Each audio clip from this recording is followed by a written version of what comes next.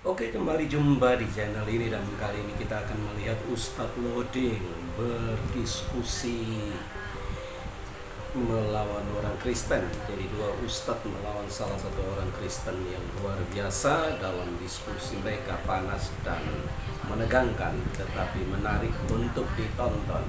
Nah, seperti apa? Mari kita tonton bersama sampai selesai dan jangan lupa untuk memberikan komentar sehingga kita juga bisa memberikan pengetahuan yang kita miliki supaya semua orang tahu akan kebenaran. Silakan. Betul, Tuhan sudah tidak mau Bapak di Katolik itu. Coba kisah para rasul 3:13. Matius berapa tadi?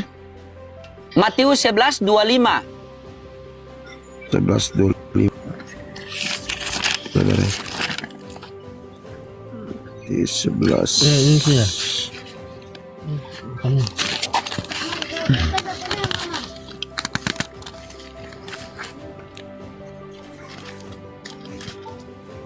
Matius 11:25.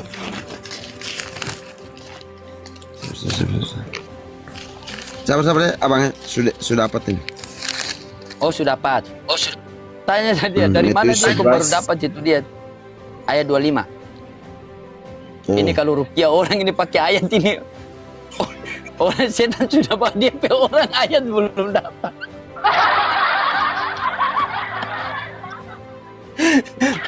Banyak kalau rupiah orang ini orang sementara kerasukan bapak masih cari ayat begitu ayat dapat orang yang kerasukan sudah jadi setan. Ayat pak.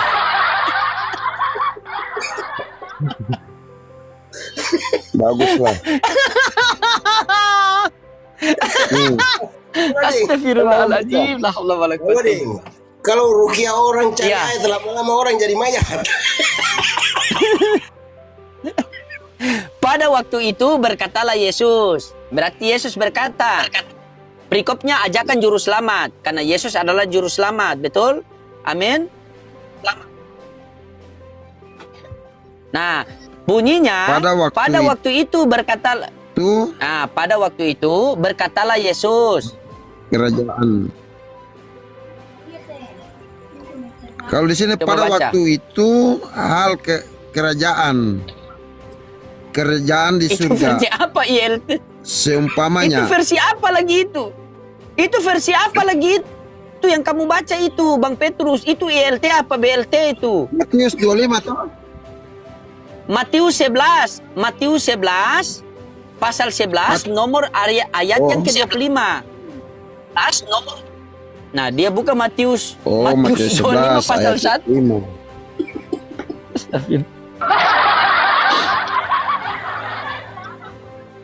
Pokoknya Pak Petrus malam ini harus belajar Bibel sama saya sama Bapak Ulis. Sampai tahu baca. Jarang dia baca Bibel ini, Bapak Ulis. Saya tahu ini.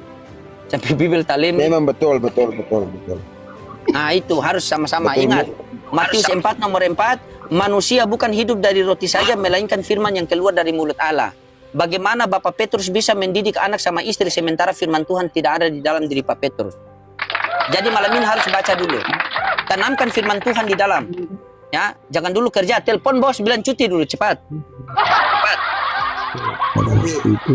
tapi anak loading, saya salut dengan Pak Petrus. Dia akui bahwa dia betul jarang baca kitab. Itu yang saya suka, Karena memang namanya orang timur jarang. pasti jujur. Gitu. Memang jarang. Mau baca apa? Tidak.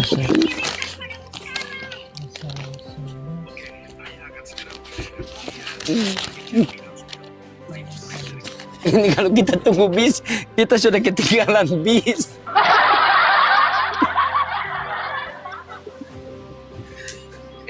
Ini kalau kita naik kapal feri dari Papua sampai Jakarta ini. Cuma masa-masa Pulau Jakarta baru ayat itu dia dapat itu. Kalau kita cek, Ini saya dapat tapi kalau kita cek beda. ini pesawat tinggal kita Pak Loading. Matius, Pak. Matius pasal 11 Iya. ayat yang ke-25. Sudah. Nah, Oke. baca. Iya, ayat Perikopnya pada situ pada waktu ajakan itu. juru Pada waktu ajakannya juru selamat, dia punya perikop, betul?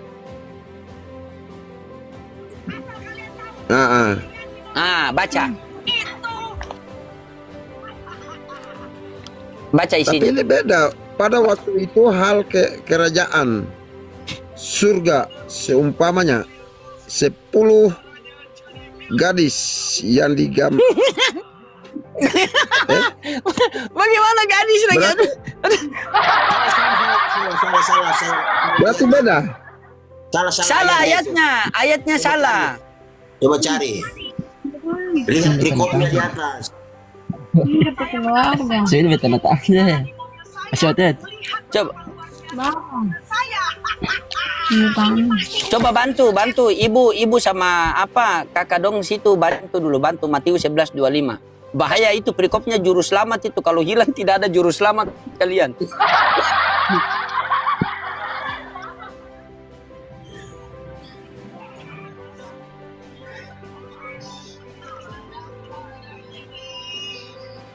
Saya takut dia buka Matius 25 pasal 11.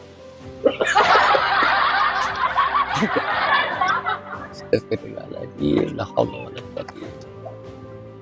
Ya Allah.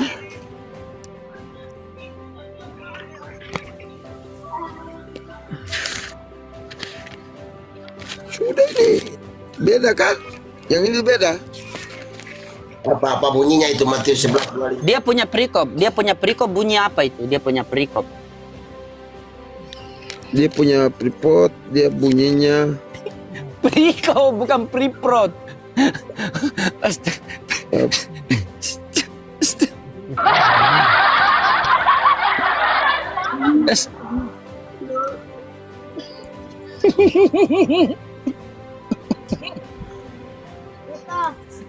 Kalau masuk dalam dah.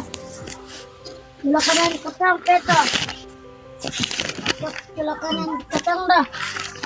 Coba cari Matius, coba kita bimbing pelan-pelan. Coba cari Matius. Cari Matius, coba. Kalau tidak dapat Matius, Kisah Para Rasul sudah. Kisah Para Rasul 3:13.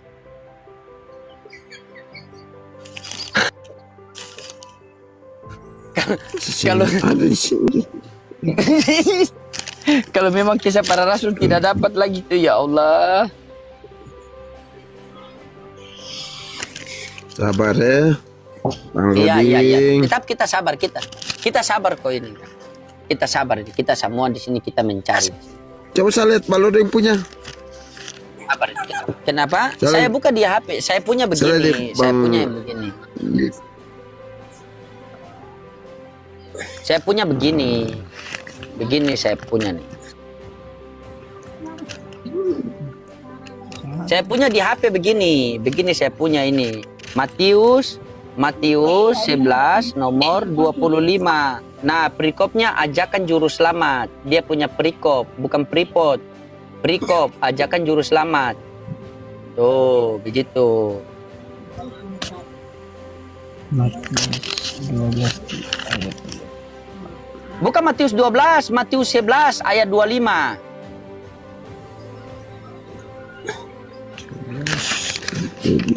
Sing ada ini.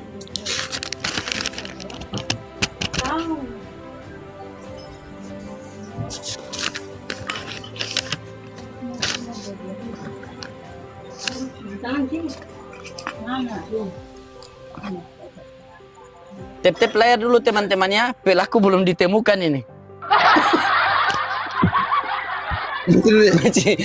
Masih dalam tahap proses pencarian. Tap-tap layar kasih kencang dulu.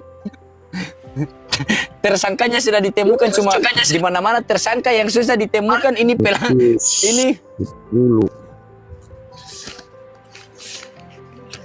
Matius 10. ya di mana-mana itu pelaku yang cepat susah ditemukan, ini korban yang susah ditemukan ini.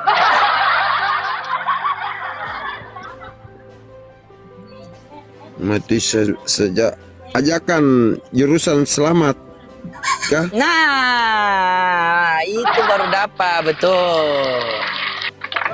Pada waktu Ajakan ya. itu berkatalah Yesus, Iya. Aku bersyukur kepada Bapa, Tuhan, langit dan bumi. Iya, pintar. Karena semuanya ini Engkau membunyikan bagi orang bijak dan Pandai. orang pandai. Pandai, Tetapi Engkau engkau nyatakan kepada orang kecil. kecil. Nah, pintar begitu. Nah, di dalam Matius 11:25 di situ perikopnya ajakan juru selamat, bukan ajakan jurusan selamat bukan. Ajakan juru selamat. Pada waktu itu berkatalah Yesus. Benar? Betul. Yang berkata berarti yang berkata Yesus, betul?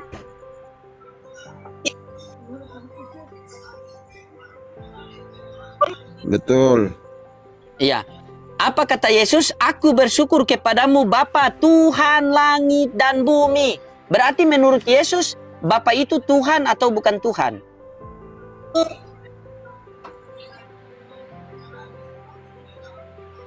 Lima. Bapak Tuhan. Bapa Tuhan. Nah, kalau Bapa Tuhan berarti Yesus Tuhan atau bukan Tuhan?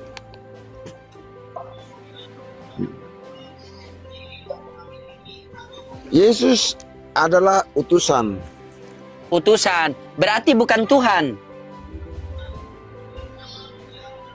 Bukan. Sehat. Nah, itu. Yesus bukan Tuhan. Berarti Bapak Petrus tidak menuhankan Yesus lagi kan? Bukan menuhankan.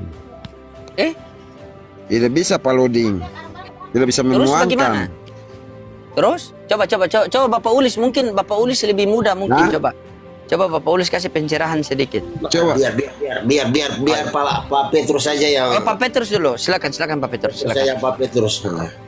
Nama aja Pak Tidak Petrus. Paulis mau Tidak Bapak. saya dengan Paulis dulu toh dari Protestan.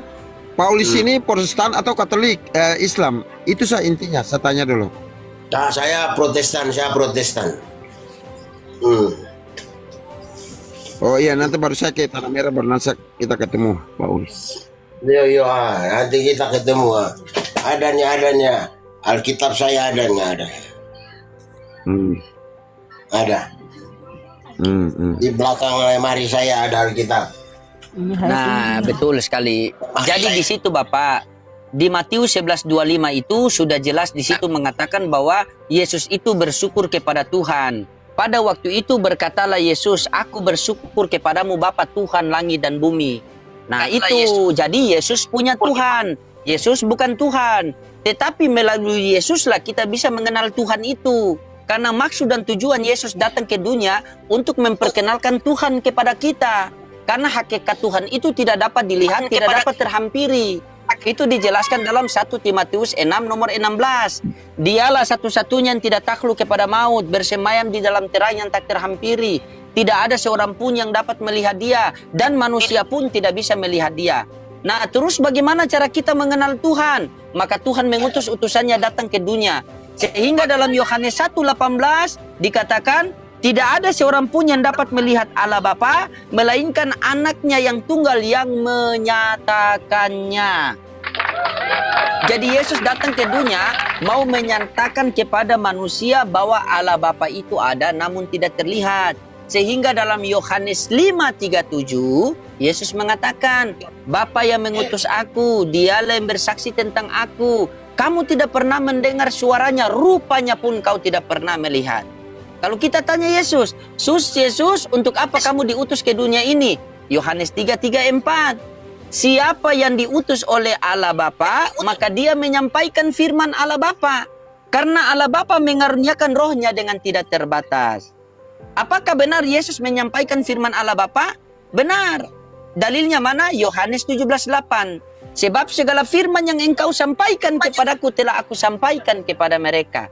Dan mereka telah menerimanya. Dan mereka benar-benar tahu bahwa aku datang daripadamu. Dan mereka percaya bahwa engkaulah yang telah mengutus aku. Nah, jadi utusan presiden bukanlah presiden, utusan Tuhan bukanlah Tuhan. Ya, silakan. Jadi begini. Kenapa saya tanya dulu dari Pak Loding, toh? Kenapa bisa Pak Loding bisa bisa memahami Alkitab, tidak memahami ini Al-Quran? Dua-dua saya memahami, itu PST. PST ini saya dapat gelar dari Vatikan, PST peneliti sekolah teologi. Saya 13 tahun di Vatikan. JMC jangan modal congor, ini 3 tahun di Golgota. Saya Muslim. Jadi kalau di Katolik kan, kalau dia Katolik berarti pastor. Kalau dia Protestan dia pendeta. Karena saya Muslim, saya pester. Pester akar kata dari pres, penginjil, begitu. Jadi gelar saya ini yang mempendetakan para pendeta. Kalau ada pendeta mengajarkan di luar biblika, kami yang turun tangan.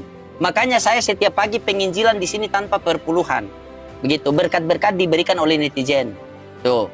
Nah, Gitu. kalau saya gelar saya BSM, bertanya sampai metong. Kalau Paulis ini BSM, bertanya sampai metong.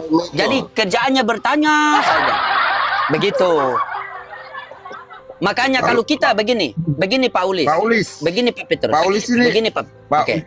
Muslim ini Paulis atau dia Muslim? Bukan, Paulus bukan Muslim, jangan begitu, tidak boleh. Dia bukan Muslim, dia Kristen. Dia sudah lama dengan kita. Coba uji saya.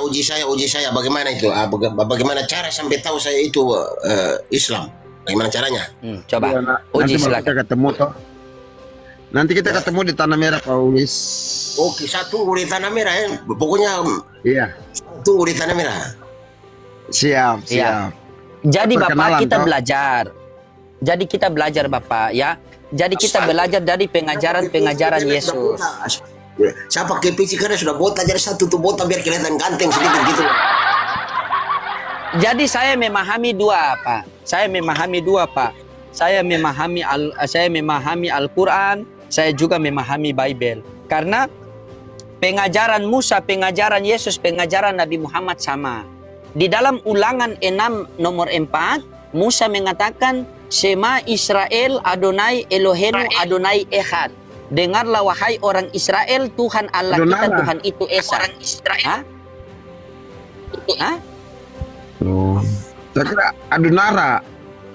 Adonai, itu Bibel kalian loh, tidak boleh begitu loh. Itu Bibel loh, itu ayat loh. Bibel di situ Masa saya kamu kira Adonara.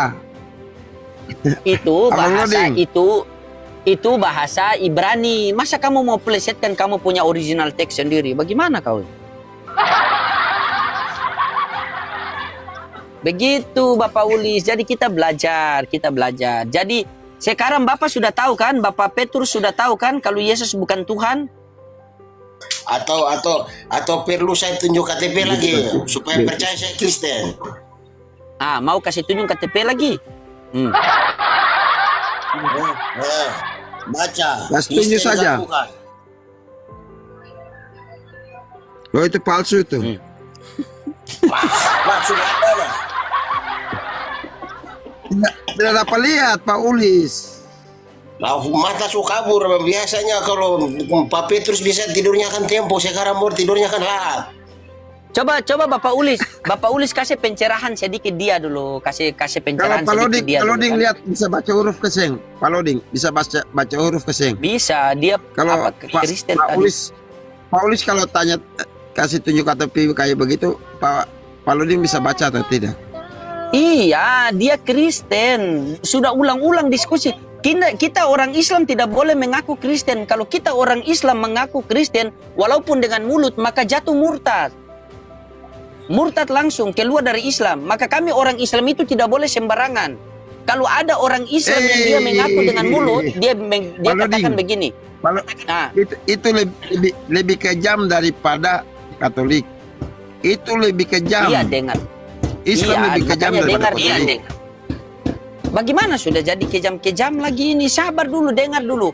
Kami orang Islam itu sangat tegas. Iya. Sangat tegas dalam berakidah. Kalau ada orang Islam yang dia bertemu dengan Pak Petrus, terus Pak Petrus tanya dia kan? Banyak.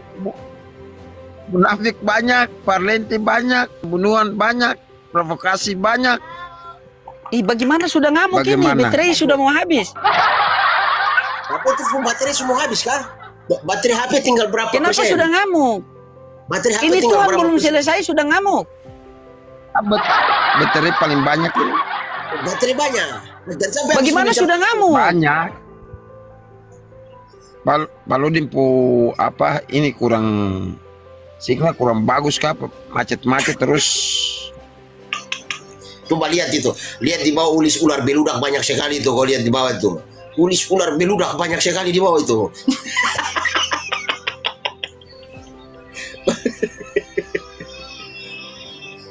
Sudah begini sajalah. Di sini apa? Di sini juga apalah Pak, belajar dulu lah. Oh, ini ada kita punya apa? Pak Pendeta Budi Asali. Ini Pak Pendeta kelas dunia. Ya.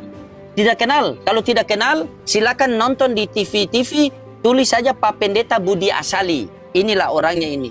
Kalau kita ini kan biasa keluar di CCTV, kalau beliau ini memang di TV-TV. Nah, Pak Pendeta Budi Asali, selamat malam. Ya, selamat malam. Ya, Pak Pendeta, tapi mohon maaf sebelumnya Pak Pendeta boleh open cam biar cuma baring-baring ini. Mohon maaf ini Pak Pendeta. Soalnya di sini ada jemaat agak ngeyel sedikit jadi. Nah, saya nanti mau berdiskusi sama beliau tanggal 23 di Surabaya, di gereja beliau. Jadi saya yang datangi gereja diskusi sama beliau ini, Pak Pendeta Budi Asali. Seluruh Indonesia kenal sama dia. Pak Petrus tidak kenal kan? Kan? Ayo, lama di hutan. Kan tidak kenal. Iya, itu. Begitu jadi begini. Di sini kita diskusi santai. Ketika ada Pak Budi, saya teringat tadi Bapak Ulis. Mungkin Bapak Ulis ingat sama Bapak Petrus tadi mungkin ingat ya. Jadi, menurut Pak Budi ini, di dalam 1 Yohanes 5 nomor 7 itu adalah ayat palsu, ayat sisipan. Bagaimana tanggapan Bapak Ulis sama Bapak Petrus ini? Biar saya dapat poinnya. Karena saya sangat hormati Bapak Ulis ini karena memang Kristen syariat kan. Jadi kita tidak bisa juga ini memang. Aku jemaat biasa, biasa. Atau yang- Bapak Ulis mau bertanya sama Pak Budi, silakan, Pak. Sebentar. Bapak Ulis. Siap. Aku menjawab dulu berkaitan jawab pertanyaan anak loading tadi. Aku si orang jemaat biasa yang tidak punya kapasitas untuk membalas semua apa yang dikatakan oleh Pak Pendeta Budi Asali. Karena aku memang jemaat biasa, tidak punya kapasitas dan tidak pantas dan tidak etis untuk menanggapi statement seperti Pak Budi Asali. Saya harus berguru dan bertanya banyak untuk menanggapi atau untuk apa ya, mengcounter apa yang beliau bicarakan. Aku tidak layak. Seperti itu. Siap. Silakan kalau mau bertanya sama Pak Budi Asali, silakan Bapak Ulis. Mungkin ada ayat-ayat yang silakan Bapak Ulis. Bagaimana? Mungkin Bapak Ulis mau bertanya sama Pak Budi Asali. Semoga dari pertanyaan Pak Ulis itu saya sama Pak Petrus ini di bawah ini kita bisa dapat ilmu. Kalau tidak ini talem lagi kitabnya nanti. Saya yang tanggung jawab. Begini Pak Budi, pertanyaan ini saya sudah tanyakan kepada banyak sekali apa dari Kristen maupun dari kalangan apologet Islam juga. Saya ketemu ayat yang di Matius 12 ayat 31. Hujatan segala dosa dan hujatan manusia dapat diampuni, tetapi hujatan terhadap Roh Kudus tidak dapat diampuni. Nah, itu yang saya takutkan. Jangan-jangan saya sudah mengeluarkan kata-kata tanpa sadar sudah menghujat Roh Kudus, tapi saya tidak tahu bentuk hujatan itu seperti apa, Pak Budi. Itu aja mungkin yang saya ingin tanyakan malam ini, Pak Budi. Kalau Bapak bisa jadi orang Kristen yang sungguh-sungguh, Bapak pasti belum menghujat dan tidak akan menghujat Roh Kudus. Karena orang menghujat Roh Kudus memang tidak bisa diampuni. Dan kalau Bapak bisa menjadi orang Kristen yang sungguh-sungguh, yang percaya kepada Kristus sebagai Tuhan dan Juru Selamat, Bapak pasti diampuni kan? Jadi tidak bisa, itu dua yang tidak bisa overlap tuh.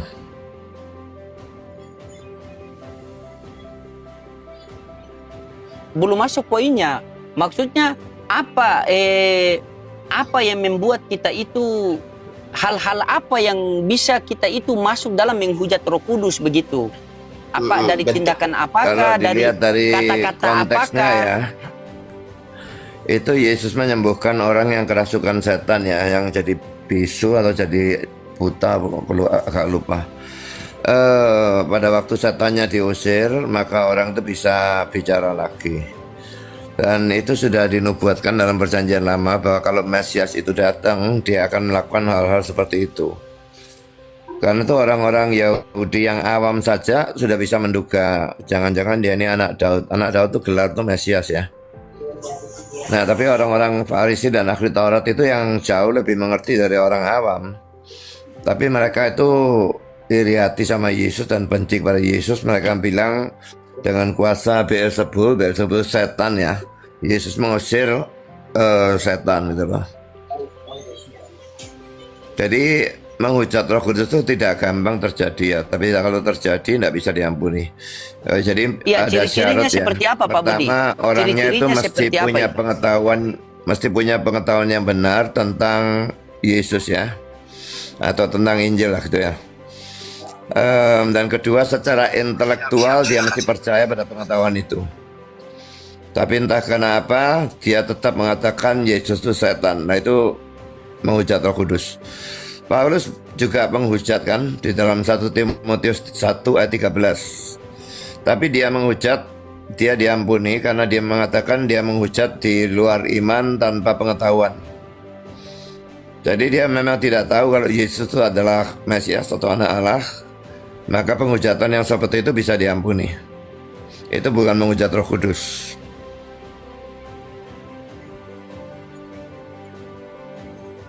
Kalau misalnya orang tidak pernah baca kitab sampai kitabnya Talem itu menghujat Roh Kudus lagi. Karena ini firman Tuhan dia tidak baca. Bukan kita tanya Pak Petrus, ya sabar dulu kita tanya. Kan maksudnya ciri-ciri menghujat Roh Kudus itu belum ada poinnya. Apakah dengan Nah, kita itu pertama dia mengatakan tahu. Kedua dia percaya apa yang dia tahu itu. oh, Tahu tentang silakan Yesus Paulus. lah, tahu tentang Silakan Paulus. Mesias. Mungkin kalau Dia gitu percaya, gini. dia percaya tapi tetap mengatakan Yesus itu setan. Oke Pak Pendeta, satu lagi ya, untuk lebih meruncing saya bertanya untuk menegaskan itu pertanyaan saya yang pertama. Di dalam Matius 5:22 itu di situ dikatakan bahwa barang siapa yang marah terhadap saudaranya harus dihukum. Barang siapa yang berkata jahil harus diserahkan ke mahkamah agama. Barang siapa yang berkata kafir diserahkan kepada mahkamah agama, dan barang siapa berkata jahil kepada saudaranya hendaklah dilemparkan ke dalam neraka yang menyala-nyala. Nah, pertanyaan saya, apakah perkataan jahil ini bisa merujuk kepada menghujat Roh Kudus karena hukumannya dilemparkan ke dalam neraka yang menyala-nyala? Enggak. Itu hanya menyatakan bahwa melakukan hal seperti itu dosa. Dan dosa kan memang memungkinkan kita dimasukkan neraka kan. Cuma kalau kita percaya Kristus ya tetap dosa diampuni.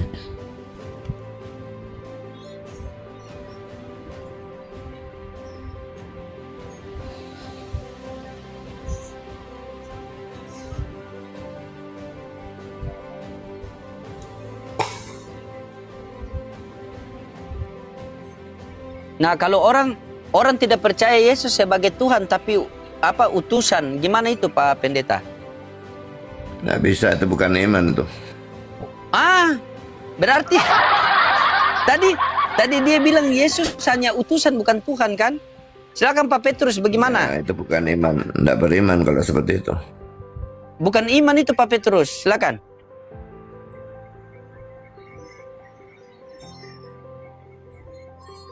Bukan mute Pak Petrus.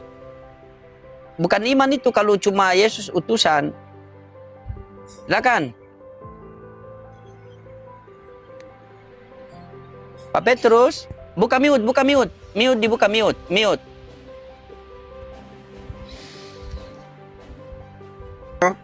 Baik. Udah, Pak. Duh.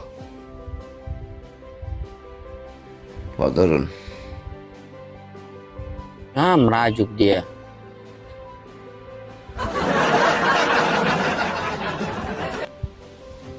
Ya, silakan buat teman. Silakan Pak.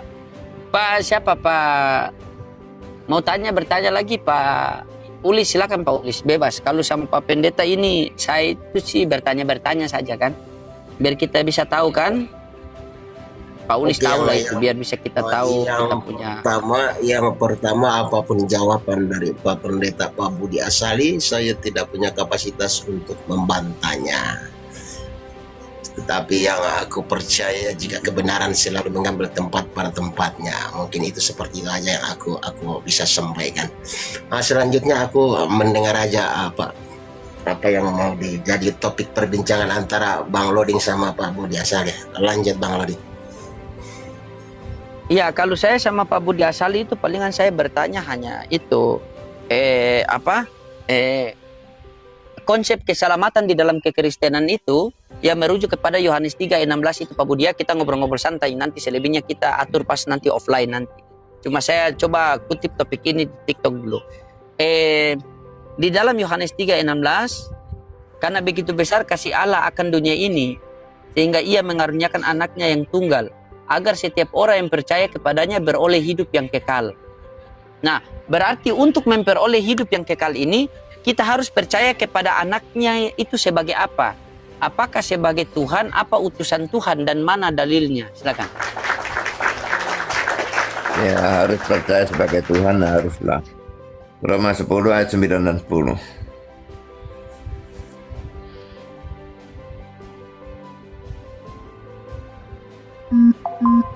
Bisa Pak Loding baca? Roma 10 Ayat 9 10 dan ayat 10. 9 sampai 10 ya. Iya. Barang siapa yang mengakui Yesus sebagai Tuhan dengan mulutnya, itu ya, maka dia akan selamat kan? Nah, itu perkataan Paulus mengatakan bahwa barang iya, sabar. Kita satu-satu dulu Pak Budi. Di situ Paulus mengatakan bahwa barang siapa yang mengakui Yesus dengan mulutnya bahwa dia adalah Tuhan, maka dia selamat. Tetapi di Lukas 4 nomor 8 Yesus mengatakan Allah Bapa yang Tuhan. Jadi kita mau ikut yang mana Pak Budi? Ikut Paulus Emang apa ikut Bapak Yesus? Bapak memang juga Allah kan ya. Kami kan percaya Tritunggal kan. Iya, Jadi tapi Bapak itu Allah, Anak itu Allah, Roh Kudus itu Allah. berarti ada bukan Kan Lukas 4 Ini kan ayat 8 tuh Tuhan. yang godaan setan tuh kan. iya, Lukas 4 nomor 8. Tuhan Itu dan Allah bagaimana itu kalau betul-betul Tuhan pasti betul-betul Allah dan sebaliknya. Kalau betul-betul Allah ya pasti betul-betul Tuhan. Bagaimana Tidak ya? bisa kalau Apa ya? dia itu Coba. Tuhan tapi bukan Allah atau Allah bukan Tuhan, itu tidak bisa.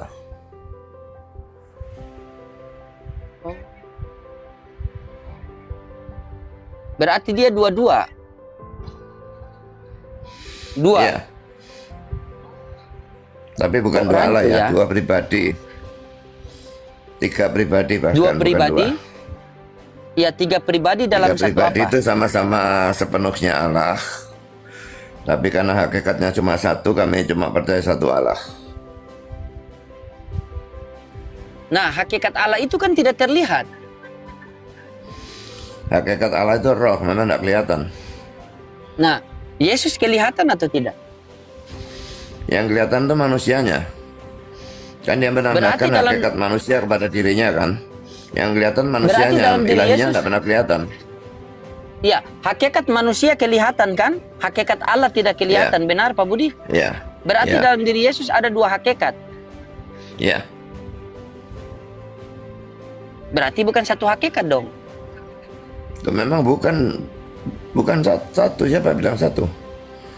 Jadi Pak Budi mengatakan Yesus Bapa, Putra, itu dan Roh Kudus dalam... sejak inkarnasi dan seterusnya, dia itu satu pribadi dengan dua hakikat, ilahi dan manusia.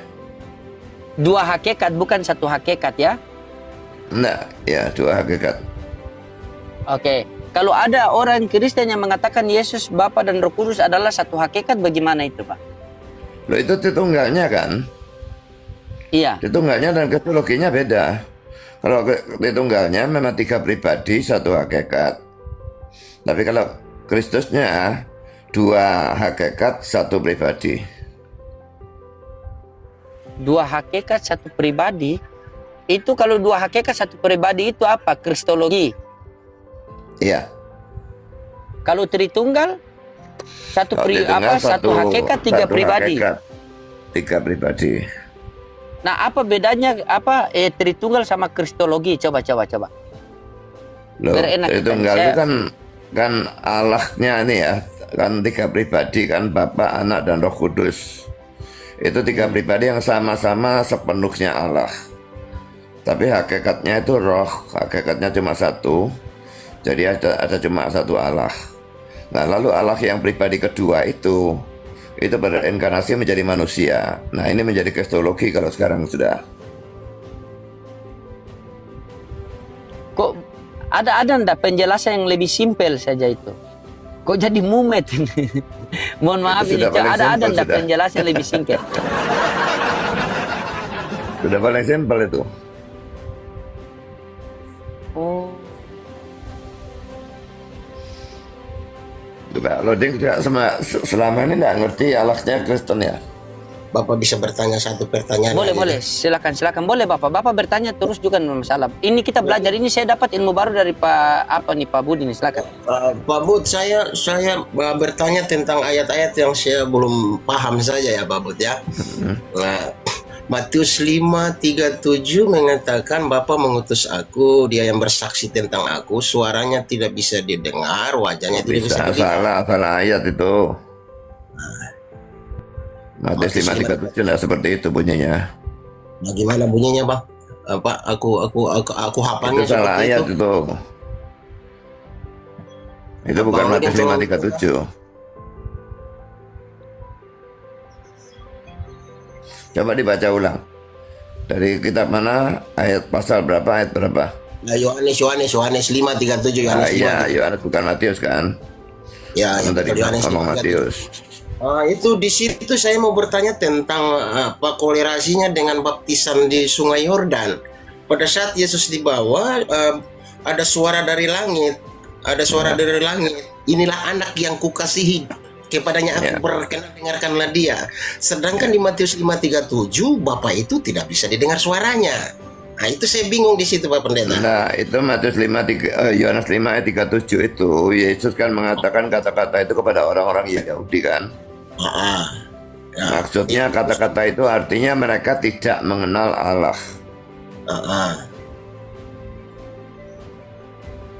Jadi tidak pernah mendengar suaranya dan sebagainya, itu maksudnya mereka tidak kenal Allah. Sementara di baptisan pada waktu pembaptisan di Sungai Yordan itu ada suara dari langit, inilah anak yang kukasihi, kepadanya aku berkenan, dengarkanlah dia. Konteks di Yohanes 5:37 Bapak itu tidak dengar suaranya. Itu gimana itu? Aku sedikit Iya, yang di dalam Yohanes 5:37 itu kan dia berkata kepada orang-orang Yahudi kan. Kamu tidak pernah mendengar suaranya. Ya, arti dari kata-kata itu kamu tidak kenal Allah.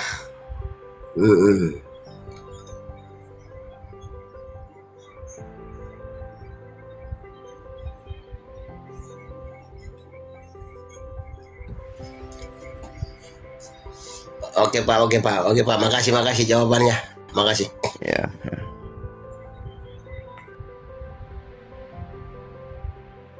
Udah dapat. Aku mendengar aja, aku mendapat aja. Iya, kalau Paulis belum paham, bertanya lagi Paulis.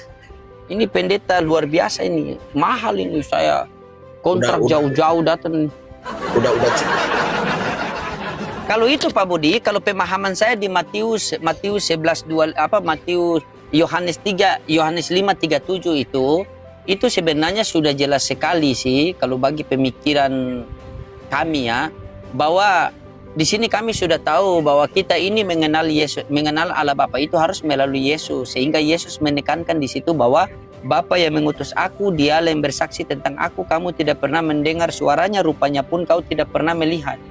Itu lagi tidak ada duinatur atau tidak ada begitu, karena Yesus mengatakan di ayat lain Bapak, pada karena waktu Yesus dia berkata mengatakan kamu di ayat tidak pernah lain, mendengar suaranya, rupanya pun tidak pernah kamu lihat. Itu artinya kamu tidak mengenal Bapa itu.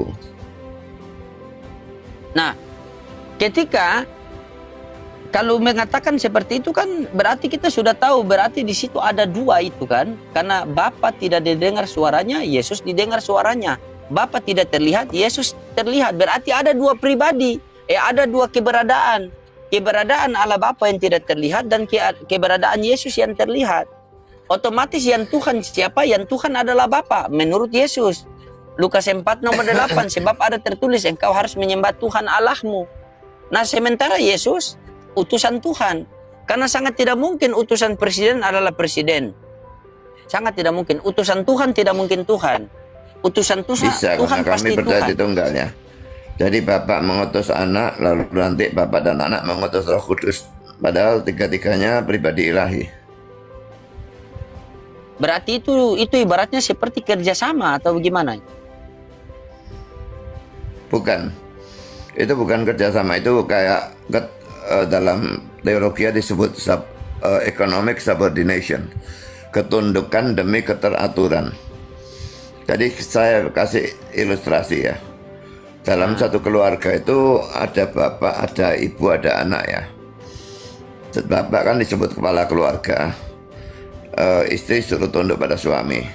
Dan anak disuruh tunduk pada orang tua kan. Padahal semuanya hakikatnya sama kan, sama-sama manusia kan. Iya. Sebetulnya mereka setara. Tapi tetap harus ada ketundukan istri pada suami dan ketundukan anak pada orang tua.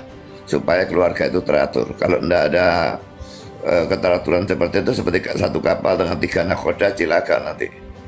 Nah, antara Bapak, Anak, dan Roh Kudus juga seperti itu. Mereka semua setara. Tapi yang satu menundukkan kepada yang lain demi keteraturan. Maka Bapak mengutus anak itu mau diutus tunduk pada Bapak karena tunduk demi keteraturan. Nanti Bapak dan anak mengutus Roh Kudus. Paham, Pak Ulis? Pak Ulis ini senyum-senyum saja ini luar biasa ini ya teman-teman. Mungkin ada Kristen-Kristen lain yang mau bertanya, silakan sama Pak Budi. Ini luar biasa jawabannya memang. Tadi kenapa Pak Budi turun, Pak Budi? Kenapa perempuan itu?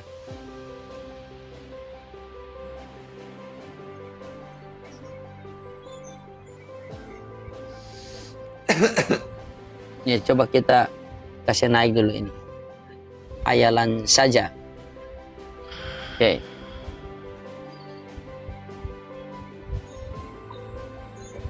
Ya, hayalan saja. Islam Kristen. Ya, Kristen Bang.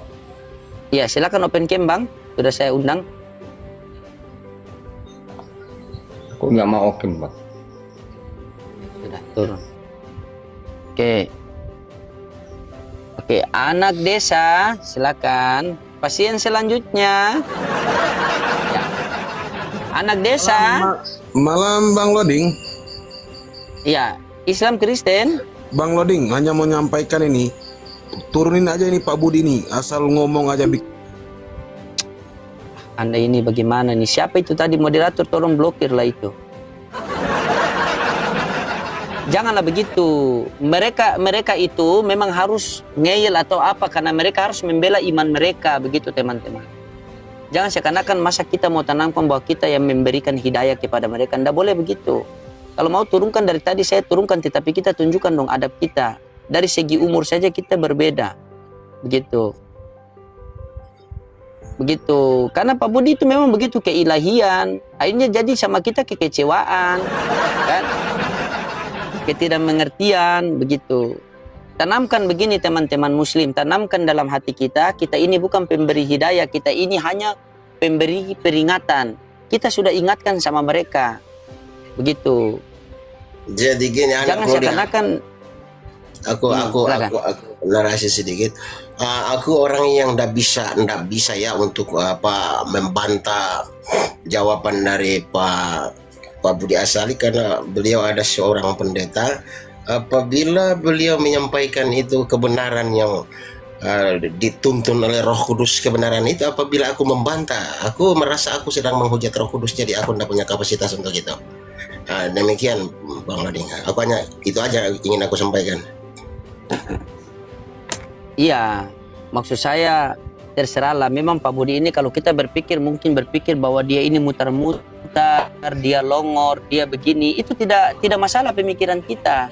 Tapi janganlah kita langsung bilang, tunjukkanlah adab kita sedikit. Walaupun bagaimana mereka ini juga kan ciptaan Allah Subhanahu wa taala kan. Kita menyampaikan selagi beliau tidak menghujat, beliau ngeyel, ya itu hak beliau. Begitu kan, yang kita hindari ini dari hujatan-hujatan. Kan sudah saya sampaikan, selagi orang itu masih menghujat pribadi saya akan pertahankan. Kita ini sang pemberi peringatan. Kalian ini belum pernah ya ketika datang ke rumah orang muslim sendiri mengajak sholat dan diludahi, disiram pakai air. Begitu kita ini pernah loh. Tanya orang-orang jamaah tabligh itu, kenapa ajak-ajak kami pergi sholat? Begitu. Jadi mental-mental seperti itu sudah kami hadapi. Begitu. Jangan naik langsung bilang turunkan saja ini tidak punya otak. Jangan begitu kesian. Mungkin dengan kata-kata mereka tidak dapat hidayah, tetapi dengan adab kita mereka bisa dapat hidayah. Gitu. Gitu. Kenapa saya tidak mau lawan Pak Budi? Karena takutnya saya lawan besok-besok lagi bilang Pak Budi sudah masuk rumah sakit gara-gara diskusi sama loading. Saya pula sasaran kan? Itu.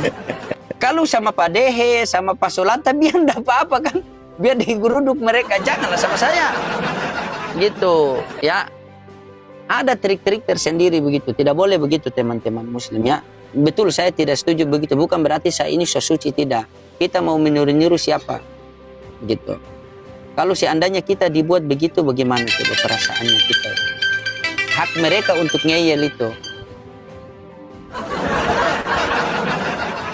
Hak mereka untuk ngeyel itu kan. Orang ini kan berbeda-beda. Lihat Pak Ulis dari kemarin tidak ngeyel, tapi belum juga mendapat hidayah. Pak Budi ngeyel tapi belum mendapat hidayah. Karena kita bukan pemberi hidayah. Gitu ya. Oke teman-teman. Saya tidak. Gitu. Beginilah risikonya ketika kita jadi apologet. Ketuhanan dalam Kristen, baik Tritunggal maupun Kristologi, Ya. memang ajarannya seperti itu. Kalian yang tidak bisa mengerti. Iya itu. Bagaimana juga kalian mau mengerti kan Pak Budi kan? Dalil pun tidak ada kan? Benar tidak Pak Budi? Nah itu. Netizen di bawah itu. Mereka bilang, oh kami tidak mengerti, tidak mengerti. Bagaimana kalian mau mengerti? Dalil tidak ada. Mereka minta dalil di mana Tritunggal katanya Pak Budi. Coba kasih. Silakan. Tritunggal itu sebetulnya Ada dalil. tidak bisa satu ayat ya, silakan. sebetulnya. Harus banyak ayat. Jadi dalam Alkitab itu ada ayat-ayat yang menunjukkan ketunggalan Allah. Seperti misalnya Ulangan 6 ayat 4, saya kira kamu sudah tahu ayat itu kan ya. Jadi tapi juga ada kelompok kedua di mana ayat-ayat itu menunjukkan adanya semacam kejamakan dalam diri Allah. Misalnya dalam Kejadian 1 ayat 26, baiklah kita menjadikan manusia menurut gambar dan rupa kita. Kita itu kan katakan dia orang bentuk jamak. Ya. Kenapa dia tidak berkata baiklah aku menjadikan, tapi baiklah kita menjadikan. Nah ayat 26-nya menggunakan kata bentuk jamak, tapi ayat 27-nya nanti menggunakan kata bentuk tunggal. Jadi adanya kelompok-kelompok yang bentuk jamak dan ada kelompok-kelompok bentuk tunggal. Dan satu-satunya cara supaya dua kelompok itu tidak tabrakan dan harus bisa diharmoniskan, yaitu dengan doktrin Allah Tritunggal. Iya. Oke. Bid'al. Kristen apa Muslim? Halo? Bid'al.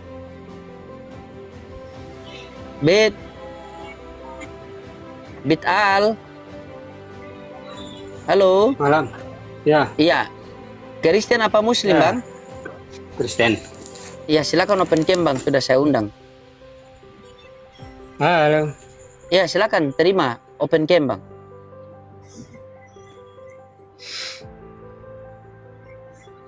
Kristen. Iya, open cam. Open cam. Kristen, Bang. Ah, begitu. Siap. Ya. Oke. Gimana Pak Bid'al? Dari tadi kita berbincang-bincang.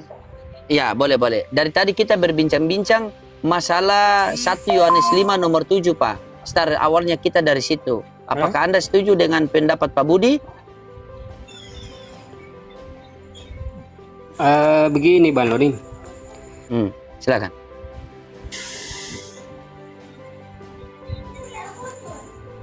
Sudah. Ya, Apakah Anda setuju dengan pendapat Pak Budi kalau di dalam 1 Yohanes Ya. 5 nomor 7 itu hanya ayat sisipan, ayat palsu? Atau gimana? Silakan.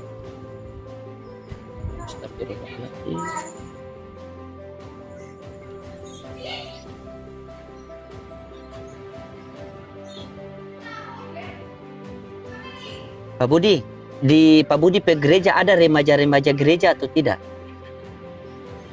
Ada cuma sedikit. Kirimlah Cuma ke sedikit Komala. kok. Kirimlah ke Komala remaja-remaja gereja itu biar kita diskusi enak. Dikirim yang seperti begini. Nah,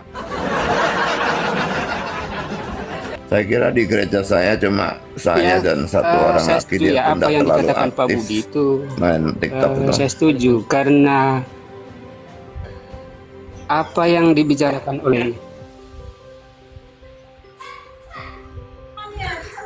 apa yang dibilang Pak Budi itu benar menurut saya kan, karena Signal Bapak. apa yang Bapak, dibicarakan oleh Yesus, dia kan sebagai daging, dia datang ke dunia kan sebagai manusia. Jadi dia apa yang dia bicarakannya sebagai manusianya. apa yang manusia? Siapa bilang Yesus itu ayam? Bukan itu masalahnya, Pak. Aduh, ya Allah ya Rabbi. Sudah 3 HP yang saya banting dari kemarin ini loh.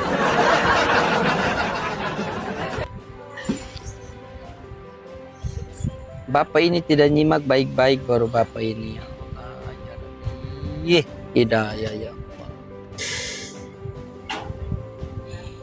Hidayah ya Allah. Pak.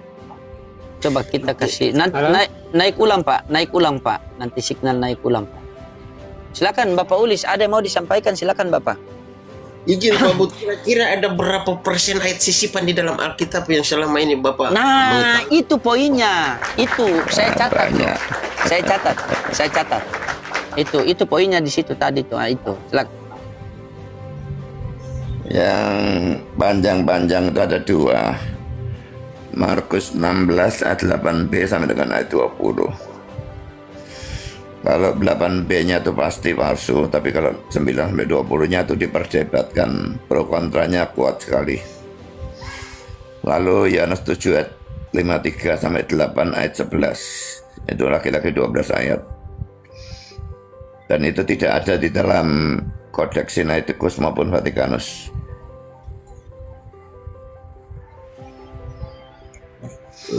Dan bagian akhir dari doa Bapa kami di dalam Matius 6 itu juga di dalam tanda kurung tegak, itu juga dilakukan semua dalam tanda kurung tegak, itu semua ada banyak ya dalam tanda kurung tegak.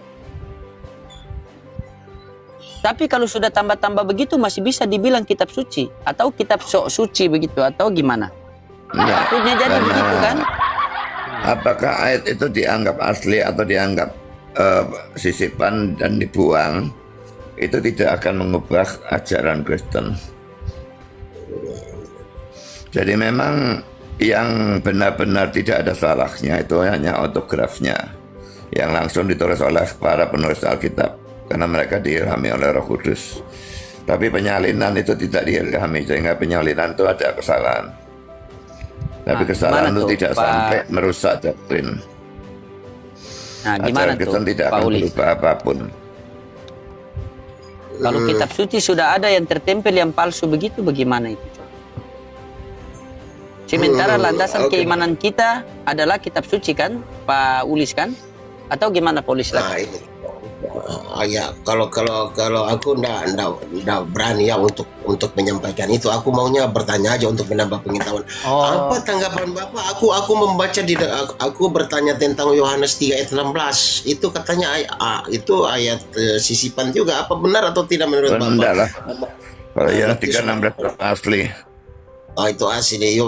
Yohanes 28 Matius 28:19 tentang forma Itu baptisan asli itu juga. asli juga. Matius 28 tuh seluruhnya asli.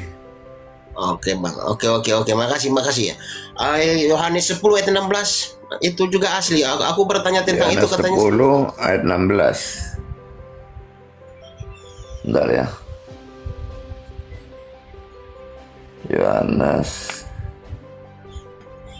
10.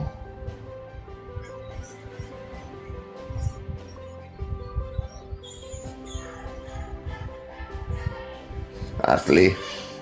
Asli. Oke, makasih karena ayat-ayat itu sering saya pakai untuk menjawab dan bernarasi, sering dikatakan itu ayat sisipan. Makasih Pak Budi ya, makasih. Aku sangat bangga dan bersyukur bisa Memang gini ya, bertemu. kalau Ardiansyah itu sering mengatakan bahwa Matius 20 ayat 16 sampai dengan 20, Matius 28 ya, ayat 16 sampai dengan 20 itu tidak asli. Itu aku tidak setuju sama sekali, itu salah. Itu menurut Oh, iya, Rita Wahyu, Tidak Pak. ada Pak Budi manusia Asani kenang kan? yang Rita Nanti Wahyu. tidak ada manusia manapun yang punya Matius 28 tidak sampai selesai, itu tidak ada. Itu saya pun biasa membawa narasi itu. Saya pun membawa Narasi yang narasi mana? itu mengatakan bahwa itu Matius 28 nomor apa Matius berapa? Matius Kalau itu asli itu. 19:28 itu palsu. Itu menurut Rita asli Wahyu itu. dalam sarapan Biblika pagi. Ya goblok Rita Wahyunya kalau dia ngomong gitu. Oh, Rita Wahyu goblok.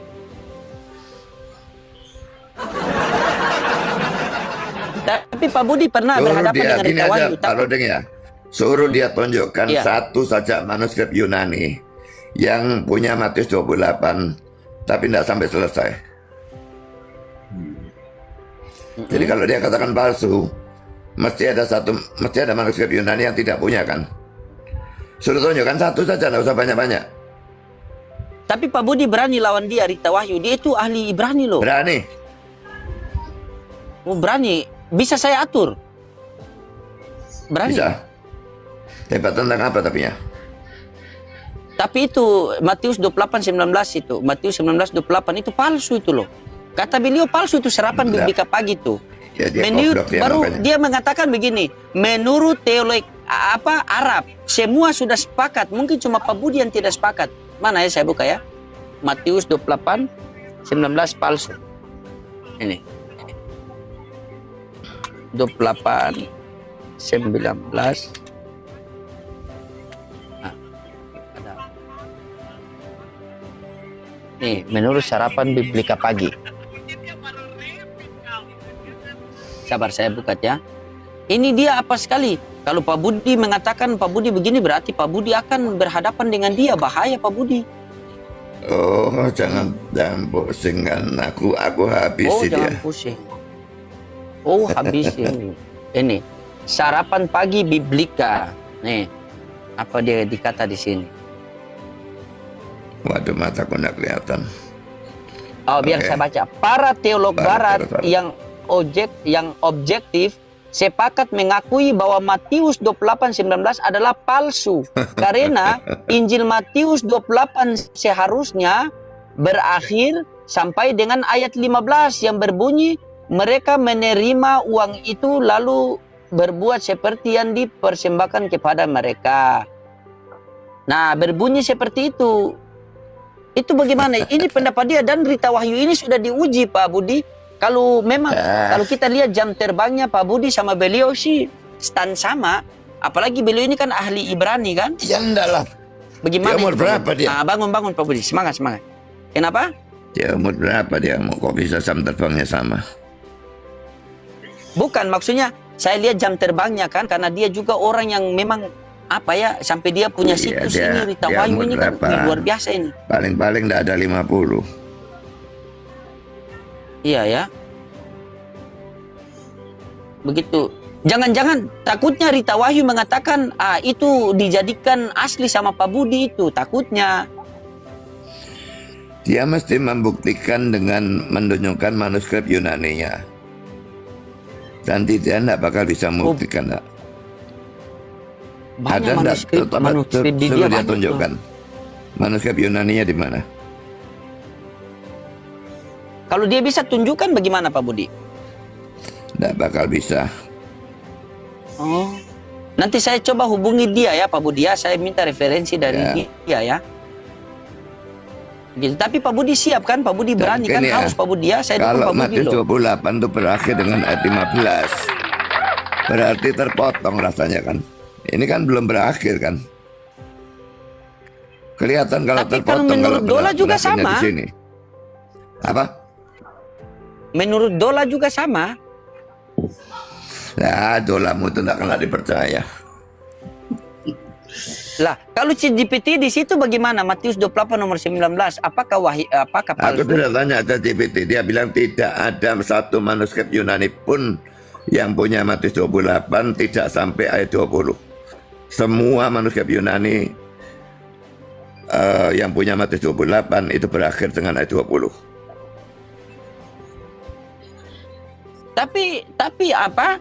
Tapi kalau penjelasan Dola itu sama dengan Rita Wahyu, Pak Budi. Bagaimana Ya, dikatakan bahwa dolanya itu kamu itu settingan? kan ngawur, dolanya kamu itu tidak karu-karuan loh. Masa Dola saya ngawur? Bagaimana Pak Budi ini? Ya kelihatan sudahlah. Member hari dia ngomong, aku lihat saya ini ngacun lah. Kalau Iya, karena saya ChatGPT itu sementara fair. belajar Pak Budi. Ini saya sementara belajar apakah benar ini kalau saya selidiki Rita Wahyu ini memang dia orang ini ahli juga kan, dia pintar bahasa Ibrani, Yunani. Dia cuma pintar dalam bahasa Ibrani. Kalau aku diadu bahasa Ibrani aku nyerah. Oh, Tapi kalau diadu eksposisi dan sebagainya aku berani. tapi Pak Budi berani lawan dia, Pak Budi. Takutnya ada Berani. apa-apa Pak Budi, tidak? Topik tentang hal itu ya pokoknya ya. Iya, tentang hal itu. Karena dia karena dia mengatakan di sini seluruh ini nih saya baca ya. Dia mengatakan para teolog barat yang objektif sepakat mengakui bahwa Matius 28 nomor 19 adalah palsu. Ini teolog barat loh. Berarti mereka punya sekolah ini kan bukan main-main kan? Luar Nah, biasa saya nih, Pak sekolah Budi. di Amerika kok gimana? Oh. Pak Budi sekolah di Amerika. Loh, iyalah. Oh. Luar biasa pendeta ini Pak Ulis. Nggak ada Pak yang Budi ini mengatakan luar biasa. Saya pikir Pak satupun- Budi punya teologi itu di satupun. Indonesia. Enggak, satupun enggak ada yang mengatakan Matius 28 dipotong itu enggak ada. Dosenku orang reform semua, enggak ada yang mengatakan begitu. Berarti Pak Budi ini punya apa? Pak Budi ini punya sekolah teologi itu di luar negeri Pak Budi ya? Iya. Saya pikir di Indonesia. Nah. Terus bagaimana Pak Budi? Maksudnya begini, Pak Budi punya jam terbang sampai sekolah di Indonesia.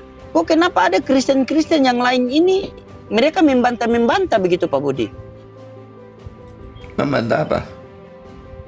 Maksudnya seperti tadi mereka membantah argumentasi Pak Budi, padahal Pak Budi ini kan sekolah sampai luar negeri. Kalau mereka itu kan tidak. Kenapa mereka bisa membantah itu Pak Budi? Ya ngawur saja belajarnya, enggak tahu belajarnya salah dari mana, enggak ngerti aku. Nah ini juga kita sambut. Selamat malam Pak Jospen. Nah beliau ini juga lebih bergantung kepada original teks beliau ini. Dan beliau ini saya kenal Pak Budi. Ini Pak Jospen ini memang Kristen yang jujur dia. Dia Kristen jujur. Tetapi pemahamannya itu agak aneh. Kristen harus Tuhan dua. Tuhan yang kelihatan dan Tuhan tidak kelihatan Pak Budi. Ini tapi saya respect sama beliau ini. Karena beliau ini orangnya jujur. Iya serius. Pak Jospen tolong open cam Pak Jospen. Ya open cam. Karena begini. Nah itu. Bentar. Silakan Pak Jospen, silakan. Ya, Yang sesi kamu- dimulai, silakan. Oke, kita mulai. Silakan. Saya baca ini ya, Pastor Loding, dengarkan baik-baik. Kamu kan kutip dari apa sarapan pagi Rita Wahyu kan? Iya kan? Iya, tadi dikutip Ini dari begini Pak Kita Jospen. Wahyu. Ini begini Pak Jospen. Sabar Pak Jospen sebelum Pak Jospen masuk. Ini awalnya ini cerita begini kita dari start Pak. Awalnya itu dari 1 Yohanes 5 nomor 7 kata Pak Budi itu ayat sisipan aslinya palsu. Ya, Coba Anda itu buka. 1 Yohanes 5 nomor 7. Kalau ada original Ya. teks. Kebetulan beliau ini salah satu original teks yang luar biasa saya akui dia. Ya itu memang si ayat sisipan 1 Yohanes 5 ayat Ya. 7. Nah, palsu kan? Sepakat? Saya sepakat, kalau itu saya sepakat. Oke. Baru kita masuk tadi ke Rita Wahyu, silakan. Pak Jospen. Nah, cuman begini, kamu ambil itunya di awal cerita apa tulisannya Rita Wahyu. Terus? Yang benar bagaimana? Sebentar. Nah, cuman perhatikan, ada sambungan tulisannya di bawah. Ini saya bacakan. Ini apa yang dikemukakan di atas dan dikutip oleh si penuduh adalah opini dari yang katanya ahli Alkitab. Jadi Ya, jangan oke, salah. kita wagyu kalau gitu. Oke, berarti benar. Benar itu. Berarti benar. Matius 28:19 benar. Ya, benar. Begini. Nah, bagaimana? Kok kalau sudah benar sebentar lagi? Coba. Ya, silakan. Matius 28 ya. Matius 28 sampai 20 itu benar. Yang jadi masalah Ya, itu benar. yang jadi masalah itu ini, hanya ini aja yang masalah. Yang Ini, mana, Pak? Yang bukan- mana, Pak? Ini dalam nama Bapa dan Anak dan Roh Kudus, hanya itu aja yang menjadi masalah. Oh, iya, betul. Bukan semua Iya, ayat. betul. Bukan Kenapa semua di situ ayat. bermasalah, Pak Jospen? Kenapa di situ bermasalah, Pak Jospen? Bermasalahnya begini. Menurut Irenaeus ya dan Eusebius, dia dalam bukunya dia tulis begini, dan baptislah mereka dalam namaku. Oh, betul. Iya, betul. Tapi di situ ada nama Bapa, Putra dan Roh Kudus, benar Iya. kan? Itu Berarti yang yang rinci salah. di situ, yang salah di situ, Pak Budi. Yang Iya. salah di nama Bapa, Itu Putra dan juga. Roh Kudus, betul itu. Bapak Putra dan Roh Kudus itu benar. Benar, Iya, semua benar, kata manuskrip Pak Budi. Yunani Coba, Pak seperti Jospen. itu. Jospen, Coba. izin Pak. Aku bertanya dulu untuk Pak Jospen ini. Kalau Anda meragukan itu, seharusnya Anda harus memberitahu siapa namanya, kapan tahunnya, tahun berapa orangnya, dan negara mana Manuskrip itu yang yang mana menambah yang- itu loh. Oh, iya, Yang betul, beda itu Pak. manuskrip yang Betul. mana? Betul. Silakan, Pak Jospen. Bisa Tahun dilihat dalam berapa itu Kodeks Sinaiticus negara maupun mana, Kodeks siapa namanya? Vatikanus itu dua-dua ada. Itu harus lengkap itu. Kalau tidak, saya nggak percaya itu karena tidak ada. Oke, silakan Pak Jospen. Jelaskan Pak Jospen, saya catat lagi nih Pak Jospen, saya mau catat, silakan. Ini Pak Jospen ini dia sembunyi, dia punya identitas nih, luar biasa beliau ini. Lanjut Pak Jospen. Sebentar. Saya lagi cari. Saya rasa dia ini pendeta. Cuma dia sembunyi, Saya dia lagi punya cari. identitas. Saya lagi cari tulisannya Eusebius ya. Nah, tuh kan saya bilang dia harus berdata baru dia berbicara. Enaknya Pak Jospen di situ. Gitu. Begitu saya catat lagi nih, saya pegang ini. Jadi Pak Jospen itu dia kalau berbicara data dulu baru dia berbicara. Kalau beda sama lain berbicara dulu baru data. Itu yang bikin saya srek sama dia ini. Di situ yang rincu situ Bapa, Putra dan Roh Kudus, di situ yang rincu Pak Budi. Di situ seharusnya cuma dua saja, Bapa dan Yesus. Benar kan? Itu Pak asli. Jospen? Nggak bisa, itu benar itu. Coba kita dengar dulu Pak Jospen dulu. Kita nanti Pak Budi bantah, silakan. Ini bagus ini teman-teman. Catat di bawah semua teman-teman ya. Kan? Yang ditunggu-tunggu telah dimunculkan kan. Semangat kita teman. Tiap-tiap layar. Kasih kencang love orange teman-teman ya.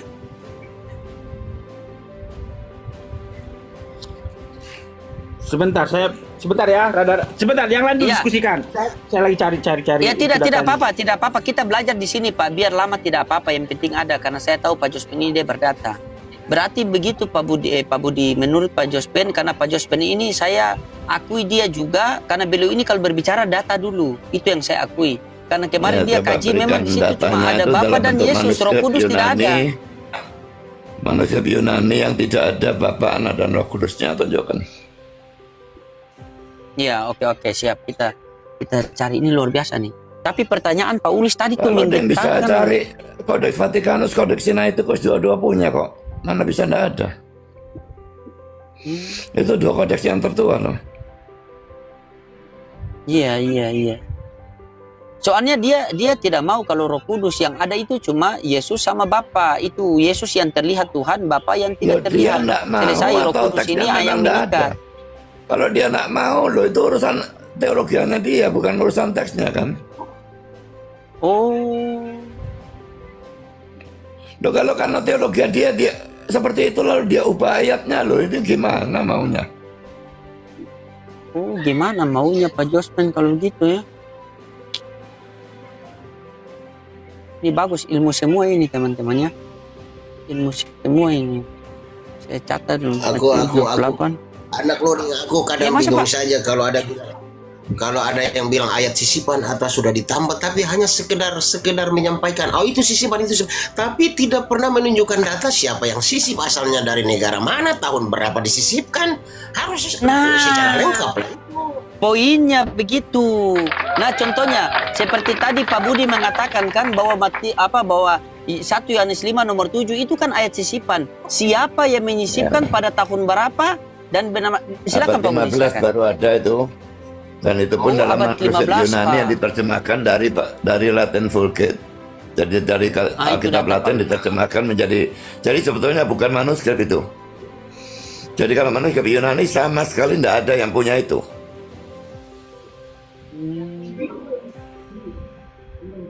Abad 15 Paulis. Waktunya itu di abad 15 disisipkan Paulis. Berarti jauh sekali dengan Yesus. Yesus abad pertama. Iya.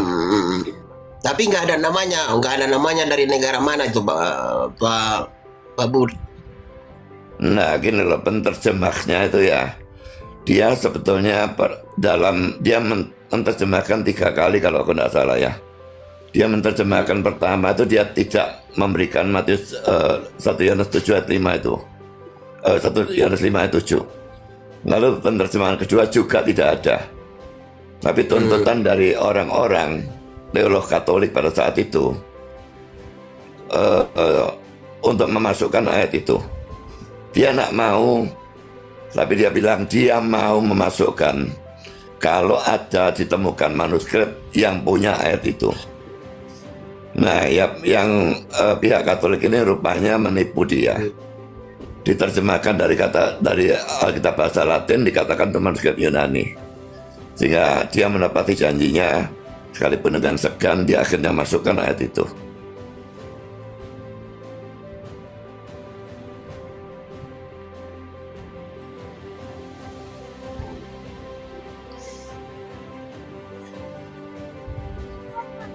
Oh gitu ya Pak. Makasih Pak, makasih.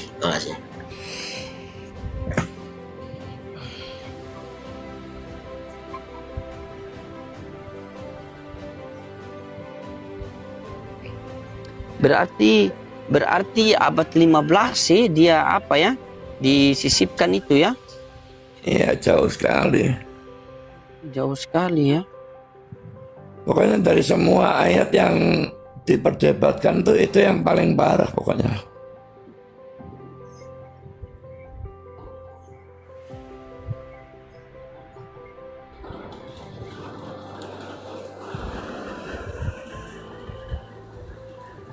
Berarti kalau merujuk kepada abad 15 itu berarti apa ya? Coba kita apa? Dola menurut Yohanes 1 nomor 5, apakah itu ayat sisipan?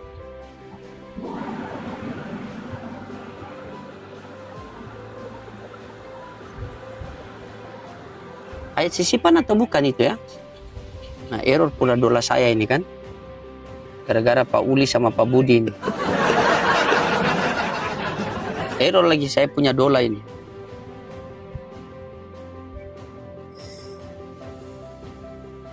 Tapi itu Pak Budi dapat datanya dari mana itu Pak Budi? Dari ChatGPT.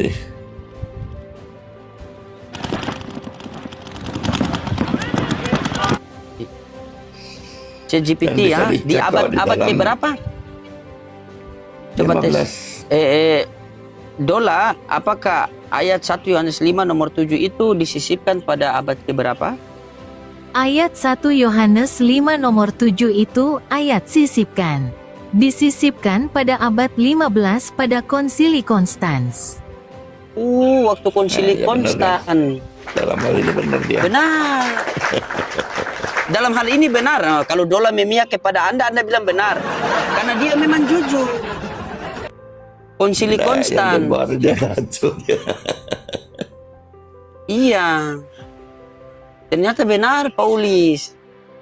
Betul ayat sisipan. Jadi ayat itu seperti MPR nyusun undang-undang baru dimasukkan ya kalau berkaitan dengan Kalau dengar, kalau dibaca ayat itu tidak masuk akal. Iya. Coba dibaca. Ya, berarti dan kawan-kawan kan, bukan per Ada orang tiga itu yang memberi namanya. kesaksian di surga. Melalui konsili berarti. Nanti dulu. Sekarang baru dipikirkan sendiri ya. Apakah di surga Iya. butuh kesaksian? Tidak. Nah, makanya. Jadi ayat itu bukan Ada tiga cuma yang memberi kesaksian apa, di cuma sorga, surat, Bapa, tapi Firman, juga dan Roh ayatnya tidak Kudus. masuk akal bunyinya. Oh, betul Paulis. Ini filsafat. Apakah di sorga butuh kesaksian? Sehingga ada tiga yang memberi kesaksian di sorga, Bapa, Firman, dan Roh Kudus. Dan ketiganya itu satu. Ilmu ini Pak, Saksi ini kepada ilmu Pak. siapa Rugi. dan untuk apa? Bersaksi pada siapa? Tidak bisa dijawab itu pertanyaan. Tuh. Berarti betul tadi kan? Di konsili itu Bapak Dola, coba ulang tadi pertanyaannya itu apa? Jawabannya tadi 1 Yohanes 5 nomor 7, bagaimana tanggapan Anda? Apakah itu ayat sisipan? Ayat 1 Yohanes 5 nomor 7 itu ayat sisipkan. Disisipkan pada abad 15 pada Konsili Konstans. Konsili Konstan. Tapi konsili konstan Betul kan, Pak yang Budi? aku tidak terlalu yakin ya.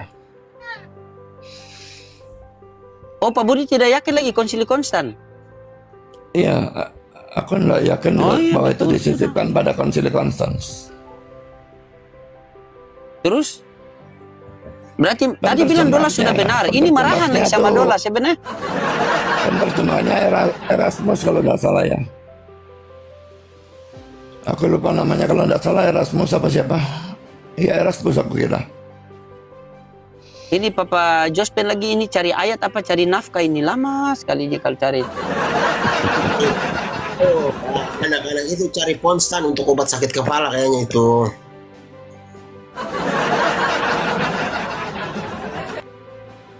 Tapi kalau saya tanya Dola kemarin 1 Yohanes 5 Matius 28:19 itu memang apa? Memang palsu. Nah, kalau itu tidak mungkin. Tidak mungkin ya, karena dia. Itu Tapi bisa kalau 1 dilihat Yohanes 5 nomor di 7. Google, cari di Kodeks Vatikanus dan Kodeks Tapi Pak Budi, dua-dua punya. kira-kira tahu tidak? Tahu tidak namanya siapa yang mensisipkan itu 1 Yohanes 5 nomor 7 itu? Biar Paulis juga puas, karena Paulis dari tadi ini bertanya-tanya siapa nama orang Kalau aku mensisipkan tidak itu. salah namanya Erasmus. Erasmus, Paulis, Erasmus. Oh, Erasmus ya, pada tahun 1500 ya. Makasih Pak atas ilmunya, makasih. Aku bangga dan bersyukur sekali bisa bertemu dengan Bapak di roomnya Pak Loding ini. Makasih juga Pak Loding, aku sudah mendapatkan ilmu. Ya, sama-sama. Iya, siap. Terus yang satu ini bagaimana? Kita makamkan sudah? Lama. Ya, Cepat lah. Lama sekali lah. Kok dapat Kupikir kau cari naik lagi lah. Cecatnya ini susah tidak. kali. Tidak apa-apa, bukan. Tadi maksudnya begini Pak Jospen, tidak usah kita cari itu, yang kita fokus tadi itu Pak Jospen. Apa yang menjadi salah di situ Bapa, Putra dan Roh Kudus Pak Jospen? Kita main ayat saja. Pak Jospen kan ayat Oh hebat. gitu, oke. Iya, Oke, saya begitu. kasih tahu, oke. Iya Oh, kan? oke, Ya. baik. Sabar Pak Budi ya. Baik. Siap. Ya, Iya. baik. Oke, saya terangkan. Iya, Itu oke, saya siap. itu ya. Ya. Iya, kita main Siap. ayat. Saya akui Pak Jospen kalau main ayat Iya. loh. Gas Pak Jospen, gas. Ya, baik. Sebentar ya. Iya. Saya cari dulu ayatnya ya. Oh, masih cari lagi ayat? Iya, Pak Budi, begini. karena beliau ini harus Nah, ayat. sudah dapat. Iya, silakan. Oke, siap. Jadi kenapa Matius 28 ayat 19 itu apa? Ayat sisipan? Karena begini. 10 hari setelah Yesus terangkat ke sorga, Petrus ya dalam Kisah Para Rasul 2 ayat 3 sampai 8 mengatakan begini. Jawab Petrus kepada mereka, bertobatlah dan hendaklah kamu masing-masing memberi dirimu dibaptis dalam nama Yesus. Mantap. Data ya. Luar biasa. Itu bukan Dalam nama data Yesus Kristus. itu. Sebentar Itu Pak, hanya sebentar. karena kamu tidak bisa mengharmoniskan ayat ini dengan Matius 28:19 Iya, lalu sebentar, kamu sebentar. katakan itu palsu. Itu bukan data. Nanti, Kalau data sebentar. itu kamu tunjukkan manuskripnya. Aku minta manuskripnya bahasa Yunaninya. Sebentar Pak, sebentar. Ya nanti saya terangkan. Saya tadi cari data. Karena saya dapat itu, cuma saya sebentar dulu. Oke, itu perkataan khotbah Petrus ini 10 hari setelah Yesus terangkat ke sorga, ya. Setelah Yesus terangkat ke sorga, dia mengatakan dibaptis dalam nama Yesus Kristus. Tidak ada dia sebutkan dalam nama Bapa, Putra, dan Roh Kudus. Kemudian di ayat selanjutnya, Kisah Rasul 8 ayat 12. Ini tentang nama Yesus Kristus. Sudah tahu, enggak usah kamu tunjukkan. Aku tahu ada 4 ayat dalam Kisah Rasul. Nah, itu iya. Itu tidak berarti bahwa Matius 28 ayat 19 itu ayat sisipan. Kamu tidak bisa mengharmoniskan saja, kamu lalu bilang ayat sisipan. Kalau kamu bisa berikan data manuskrip Yunani di mana itu memang tidak ada, lah itu baru data. Kalau ini bukan data. Oke, baru nanti saya cari. Saya cari dulu yang itu Eusebius itu. Kemarin saya udah dapat itu, cuman hilang lagi. Sebentar Pak. Saya cari pun. Jangan lama-lama lah kau cari lah ya. Lama sekali kau cari-cari data. Namanya juga apa handphone? Ya lama lah, kau pun.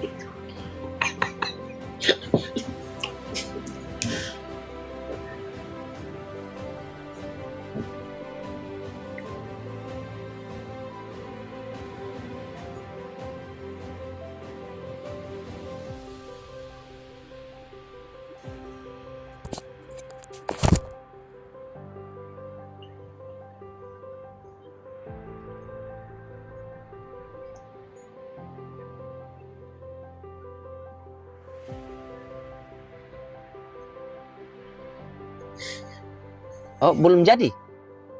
Belum jadi apa? Pukul.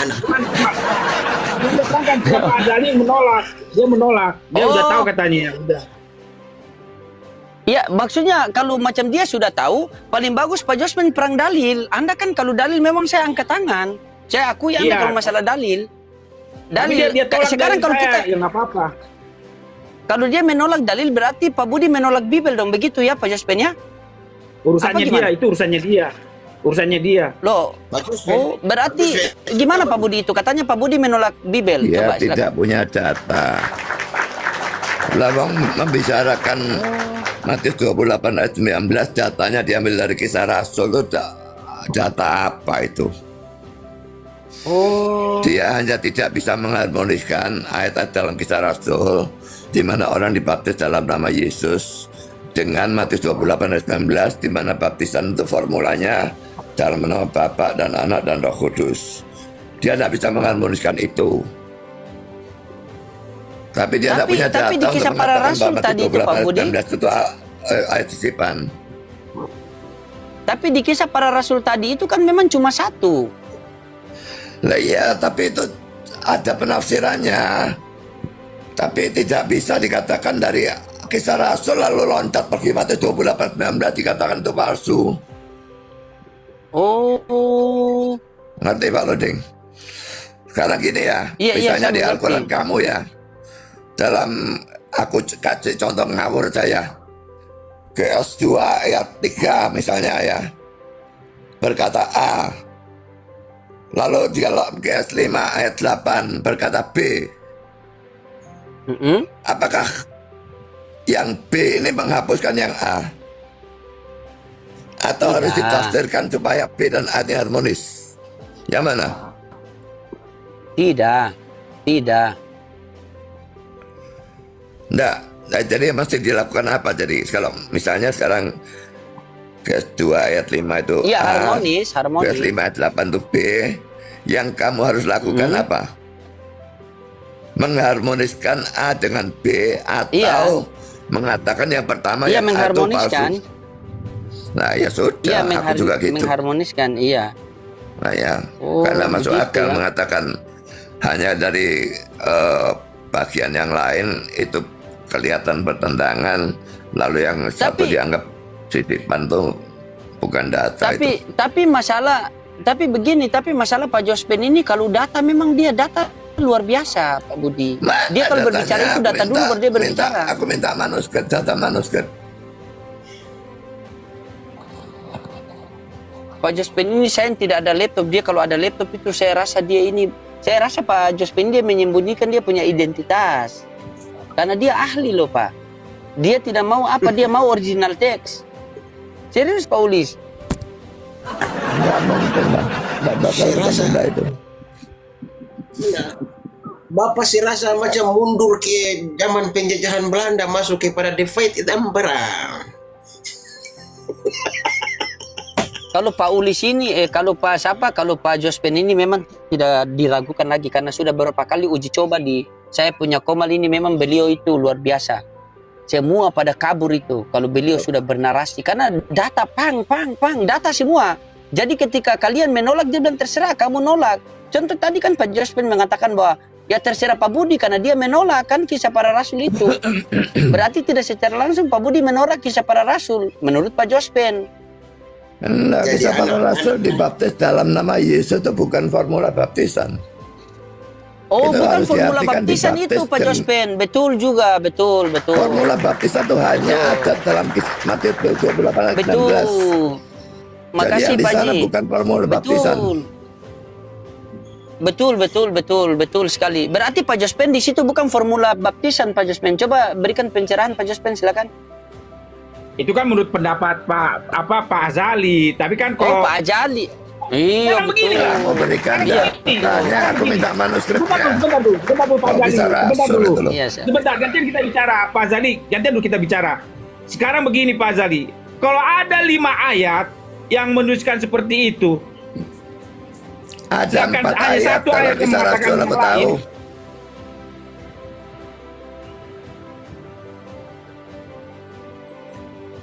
sekarang begini Pak Azali. Kalau ada 5 ayat mengatakan bahwa Nggak ada dibaptis 5 sama ayat, Yesus. ada 4 ayat.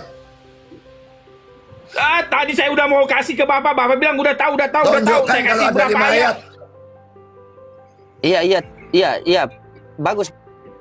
Saya catat ini ya, saya Aku catat. tuh baru eksposisi Bagus. kisah rasul. Oke, oke. Dengarkan. 1. Ya. 1. Ini. Lalu pasal 10. 2. 8, ya. 2. 3. 3. Pasal 19. Sebentar.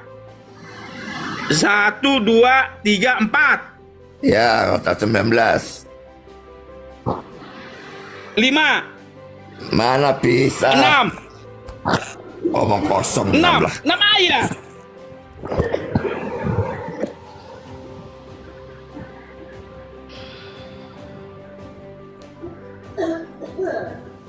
Makan juga mancing.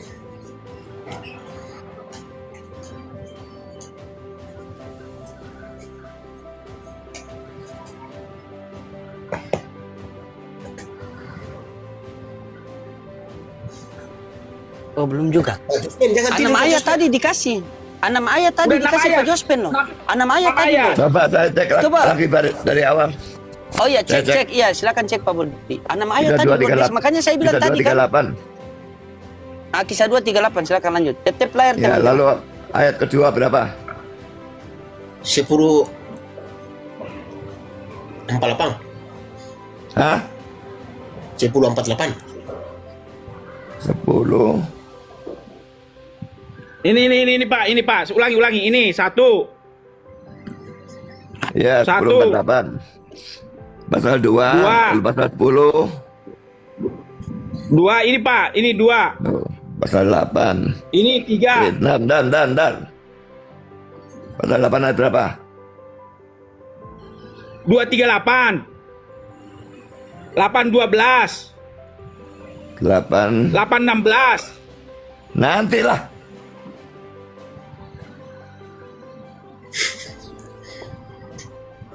Mana 8 ayat 12 ngawur aja.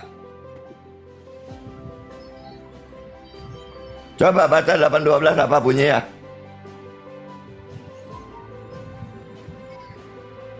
tentang nama Yesus Kristus dan mereka memberi diri mereka dibaptis.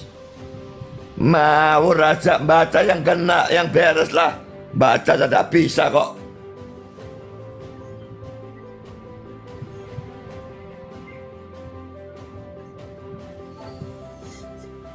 Oke lah, lewatkanlah itu, nggak apa-apa lah. Ini jadi berarti ada 5 ayat. Berarti ada 5 Nanti ayat. mana? Yang kedua kisah Rasul 8 ayat berapa? 8:16, Cuma satu, kisah 2, 38. 10:48, Yang pasal 8 ayat berapa? 10:48, Jadi pasal 8 tidak ada. 10:48. Saya tanya pasal 8 ada apa tidak? Pasal 8. Ini ayat 16.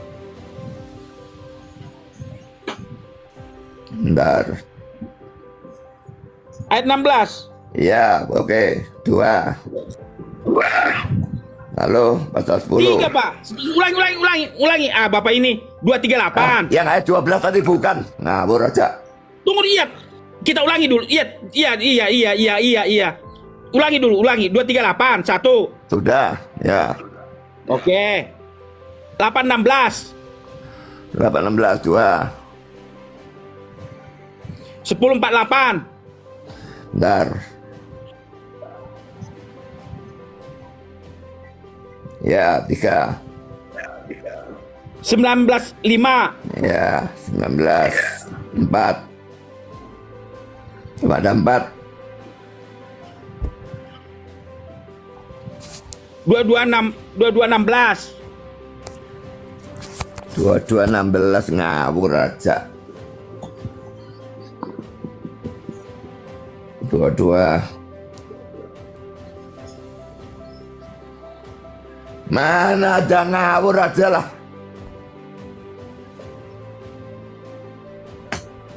Itu namanya cocokmologi.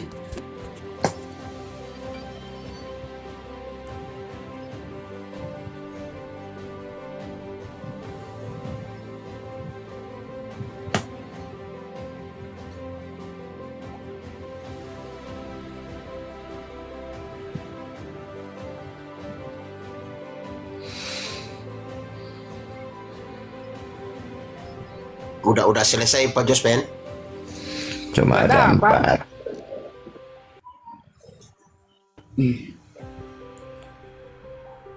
Empat bukan formula baptisan.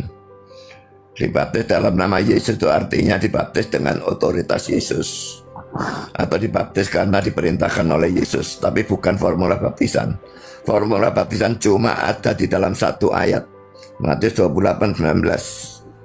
Oh, iya ya. Betul. Berarti cuma berapa tadi Pak Budi ya? 4 ayat aku tahu, memang 4 ayat dalam kisah Rasul. Oh, Nah, 4 orang ayat seringkali Pak bingung dengan Jospen. ayat itu. Padahal ayat itu tafsirannya bukan seperti itu. Oh, Hanya 4 ayat ada tadi 5. Pak Jospen. Bagaimana Pak Jospen? Tadi katanya 4 ayat saja Pak Jospen. Ya urusannya Pak itulah. Oh, berarti Pak Urusannya Budi Pak- tanggung jawab ya nanti di hadapan Tuhan begitu. Ya, urusannya dia lah itu kan. Oh, Begini Iya, yang apa tanggung begini. jawab karena dia mengubah formula baptisan. iya siap. Baptisan Begini, dalam Lodi. nama Yesus saja itu tidak sah. Oh, tidak sah katanya Pak Jospen. Begini, Kalau cuma sebentar, dalam begini nama- loh di. Iya, oke, Begini, siap, Lodi. siap. Itu kan urusannya siapa Pak Azali. Kalau Pak Azali percaya ya wes. Yang penting tanggung jawab kita sudah menerangkan itu ajanya. Oh, iya, tapi Ya, Pak dia Jospen ini- menerangkan dia ini wanas Pak paling- Budi Asali. Kamu wanas bener enggak? Oh, Kamu wanas betul. ala Wanes. Coba silakan Pak Jospen. Apa? Wanes. Dia pasti wanas. Katanya Anda Wanes.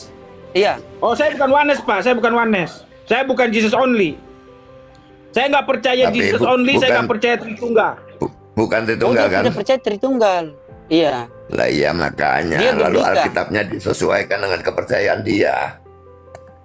Bukan.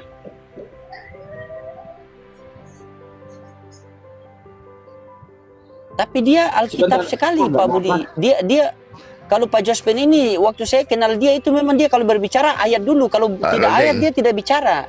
Iya Kalau Pak Budi. kalau mau paling banyak pakai ayat itu saksi Yehova. Hukum Oh, mereka saksi Yehova. dipenuhi dengan ayat Alkitab itu tidak menjadikan mereka benar. Oh. 1000 ayat, kalau 1000 ayat salah tafsir, ya jadi Berarti sesat. Pak Jospen ini bidat. Iya, kalau nak nikmat tunggalnya bidat lah. Oh, astaga. Pak Jospen. Apa? Katanya bidat.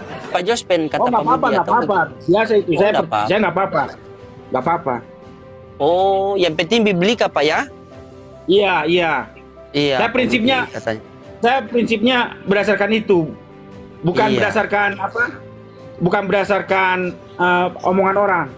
Jelas sekali, memang luar biasa. Ini memang Pak Jospen ini. Jadi dia biblika sekali itu.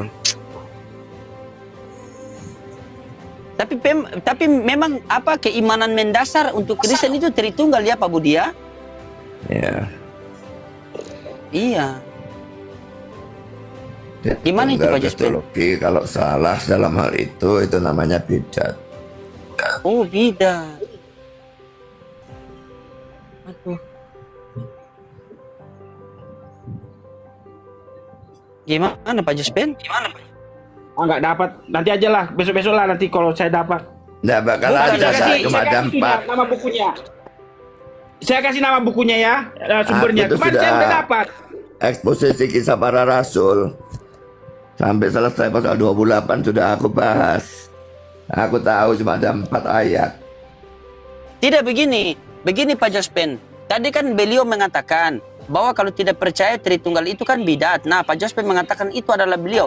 Kalau pemahaman Pak Jospen Tuhan melalui Bibel itu seperti apa Pak Jospen? Biar saya dapat, dari tadi saya pegang loh. Saya catat loh ini Pak Jospen. Biar saya dapat itu. Bagaimana pemahaman tentang Tuhan itu? Pakai data biar Pak Jospen ini kan data. Silakan Pak Jospen. Kita skip yang tadi saja. Tentang Tuhan maksudnya Allah tentang Bapa itu, tentang apa konsep ketuhanan di dalam kekristenan yang benar itu bagaimana berlandaskan Bibel. Oh iyalah ya. Iya, itu yang kita Baik. masuk ke situ karena yang benar Tuhan. Ini saya catat nih Pak Jospen. Iya, iya. Nah, Iya, silakan. sekarang saya terangkan ya. Oke, silakan. Baru nanti Pak Budi Sangga ya, silakan terangkan dulu. Ya, ya. Ini itunya ayatnya ya.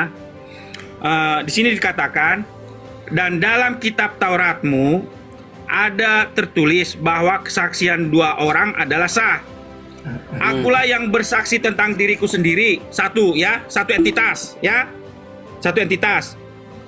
Dan juga Bapa yang mengutus aku bersaksi tentang aku. Jadi ada 2 entitas. Oh, Jadi 2. ketuhanan itu hanya ada 2.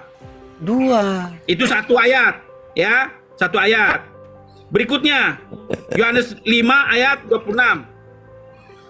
Yohanes 5 ayat 26. Sebab sama seperti Bapa mempunyai hidup dalam dirinya sendiri, demikian juga diberikannya anak mempunyai hidup dalam dirinya sendiri. Ada 2. Mantap sekali. Ya, ada 3. Apanya ada 2 Kemudian itu ini. apa? Loh, saya udah bacakan ayat, masa bertanya lagi yang kedua itu apa? Kalau kamu nafsirnya ngawur aja, tak karu-karuan kok. Kenapa saya tafsirkan? Apa ada saya tafsirkan? Nggak ada saya tafsirkan. Saya membaca ayat. Saya membaca ayat, Pak. Sekarang yang ketiga, ayat ketiga. Apa hubungannya yang tadi 2 saksi itu dengan ini, apa hubungannya? Ya udah, sebentar lah. Nanti saya terangkan hubungannya. Yang ketiga, ini ayat yang ketiga. Supaya semua orang menghormati anak sama seperti mereka menghormati Bapa. Jadi ada 2 ayat, 2 Ya, entitas. 523. Nah, 523 Terus. ya. Oke. Kemudian sebenarnya pasal 5 ini memuat tentang hampir semua tentang 2 entitas ya. Kemudian Yohanes 10 ya. Yohanes 10 ini dari ayat 29. Bapakku yang memberikan kepadaku. Bapakku memberikan kepadaku. Jadi ada 2. Lebih besar dari siapapun. Ya. Nah, kemudian ayat 30. aku dan Bapak, dua entitas adalah satu. Jadi ada dua entitas pribadi itu. Itu jawaban saya, Pak. Sana garu-garuan. Jadi lalu kamu percaya apa? Karuan? Kamu percaya Tritunggal jadinya? Saya nggak percaya Tritunggal. Saya nggak percaya Oneness. Nah iya, Saya nggak percaya Tritunggal. Aku Only. bilang cuy. Oh iya.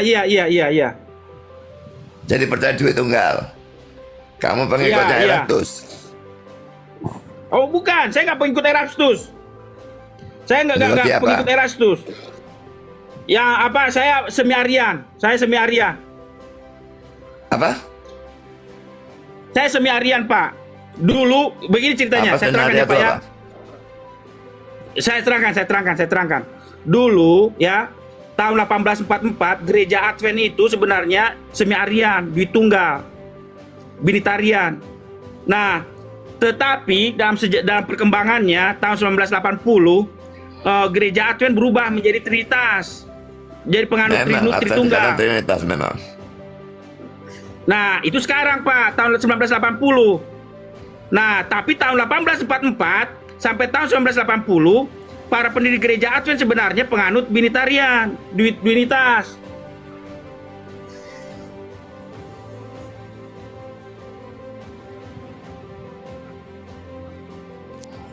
Itu, Jana. Saya mempertahankan gereja Advent yang mula-mula, bukan yang sekarang. Makanya saya kalau saya kadang saya dimarahi sama orang Advent. Kalau kamu percaya seperti itu jangan kau bilang Advent, karena Advent sekarang Tritunggal. Jadi makanya saya bilang saya nggak saya tidak masuk denom siapapun. Makanya saya bilang saya ini semi Arian. Itu saya bilang, Pak. Pak Jospen.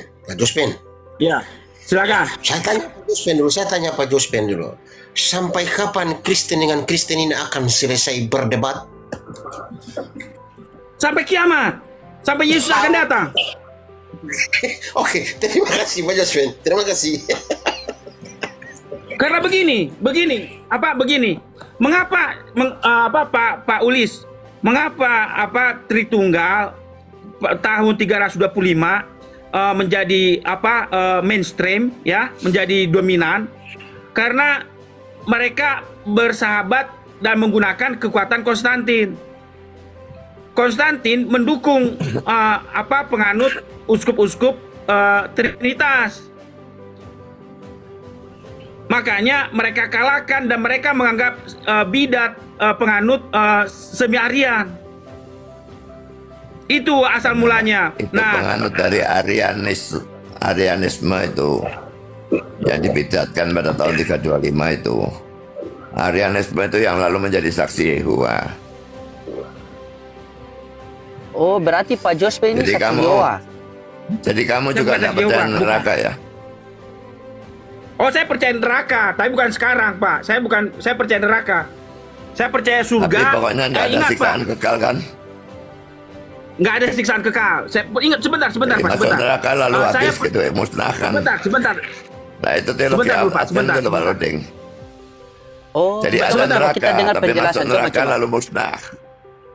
Jadi hukuman kekal itu tidak ada. Coba Pak Jospen, coba Pak Jospen, bagaimana yang betul Pak Jospen, nanti luruskan oleh Pak Budi, silakan.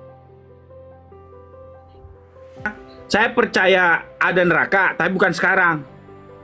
Saya percaya surga. Kalau saksi Yehova kan nggak percaya surga kan? Sleep of the soul. Iya. Jiwa tertidur di kuburan kan? Iya. Nah ya sudah, itu kepercayaan Advent memangnya. Oh, Advent. Berarti Advent Pak Advent yang sekarang percaya Advent Tritunggal. mula-mula.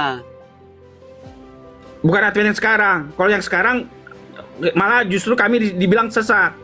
Jadi Advent sekarang itu menyesatkan para pendiri gereja. Justru mereka sekarang lebih lurus daripada dulu, sekalipun bagi aku mereka masih sesat. Tapi tidak sesat Oh, berarti yang dulu itu bengkok. Pak Dulu Budi. bukan cuma bengkok, mereka meramalkan Yesus datang kedua kali, gagal terus. Oh, terus Bukan, bagaimana nggak ada. pemahaman Pak Jospen yang Advent mula-mula ini yang dulu-dulu berarti? Coba Pak 1844 Jospen gagal. Bentar, Pak. Berapa kali Sebentar, mereka Pak. meramalkan Yesus datang kedua. Pak Gagal Azali terus, ini asal nggak ngarang pernah aja satu kali tuh. pun jadi. Asal ngarang aja Pak Azali ini. Tapi nggak mau dengarkan omongan saya. Sabar Pak Jospen, jangan marah dulu Pak Jospen, santai dulu. Bukan marah, saya nggak marah. Bukan saya begini, aksen saya begini. Ya, Saya nggak marah, saya marah ke Pak Azali. Pak Jos diam dulu. Aku mau bertanya ke Pak Asali dulu. Pak Asali tadi Bapak bilang jiwa tidak di dalam kuburan ya? Nah, mereka tentu percaya kalau orang itu mati, jiwanya tertidur di dalam kuburan. Menurut Bapak itu gimana itu? Menurut Bapak itu tentang itu? Ya salah lah. Cerita Lazarus dan orang kaya itu mati dua-duanya sesadar-sadarnya. Oke. Aku bertanya tentang narasi Bapak itu kalau orang tertidur dalam kuburan itu tidak benar. Bagaimana tanggapan Bapak tentang Yohanes 5 ayat 28 itu? Nah, itu. Janganlah kamu heran sebab waktunya akan tiba. Ya kan? Iya, itu kan bicara kebangkitan orang mati kan. Tapi tidak berarti bahwa orangnya itu tidur. Jadi gini ya, kalau aku percaya pada saat seseorang mati, kalau dia orang yang percaya pada Kristus, rohnya langsung ke surga. Kalau dia tidak percaya pada Kristus, rohnya langsung ke neraka. Tubuhnya itu masih menunggu kedatangan Yesus yang kedua kalinya. Lah yang Matius 5, Bagus 28, pertanyaan 29 Paulis itu, ini. Saya dapat Yesus ilmu datang baru kedua dari kali. pertanyaan Paulis ini. Apa? Pertanyaan Paulis saya dapat ilmu baru. Silakan Paulis lanjut.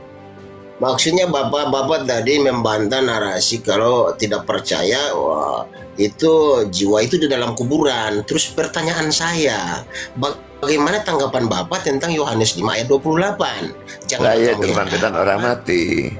Berarti roh yang sudah di surga itu atau yang sudah di neraka itu dipersatukan kembali dengan tubuhnya.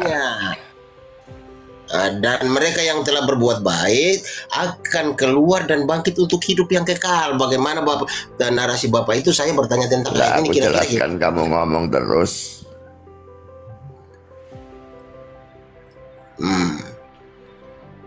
Yohanes 5, 28, 29 itu kebangkitan orang mati. Pada saat Yesus datang kedua kali terjadinya. Jadi roh orangnya sudah di surga atau yang sudah di neraka dipersatukan kembali dengan tubuhnya. Lalu masuk neraka dan surga dengan tubuhnya. Oh gitu. Oke, makasih. Boleh saya gantian, Pak? Boleh gantian. Silakan Pak Juspen. Ini juga berdata Paulis. Aku sudah. Nah, lanjut Pak Juspen. Oke. Baik. Sekarang giliran saya Pak Azali ya, Pak Pendeta. Ya. Saya minta maaf jangan dulu dipotong ya. Saya giliran saya sekarang. Baik. Tadi Pak Ulis menggunakan Yohanes 5 ayat 28 ya.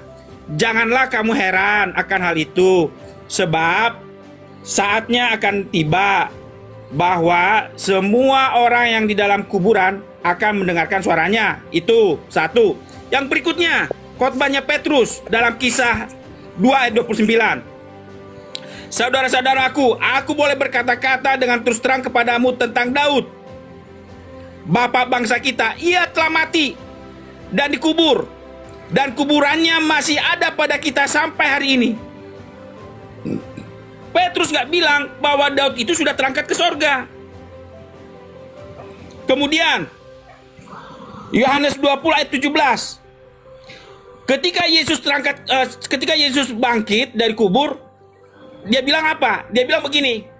Kata Yesus kepadanya, "Janganlah engkau memegang aku, sebab aku belum pergi kepada Bapa. Tetapi pergilah kepada saudaraku dan katakanlah kepada mereka bahwa sekarang aku akan pergi kepada Bapakku dan Bapamu, kepada Allahku dan Allahmu." Jadi ketika Yesus mati di kayu salib, dia ada di dalam kubur. Dia tidak berada di surga. Jadi dari 3 ayat ini membuktikan bahwa orang mati itu mati tidur. Oh, luar biasa ya data itu Pak, data luar biasa. Luar biasa data Pak. Lanjut Pak. Coba dibaca Lukas 23 ayat 46. Dan Lukas 23, 43 dan 46. Yesus pergi kemana waktu dia mati?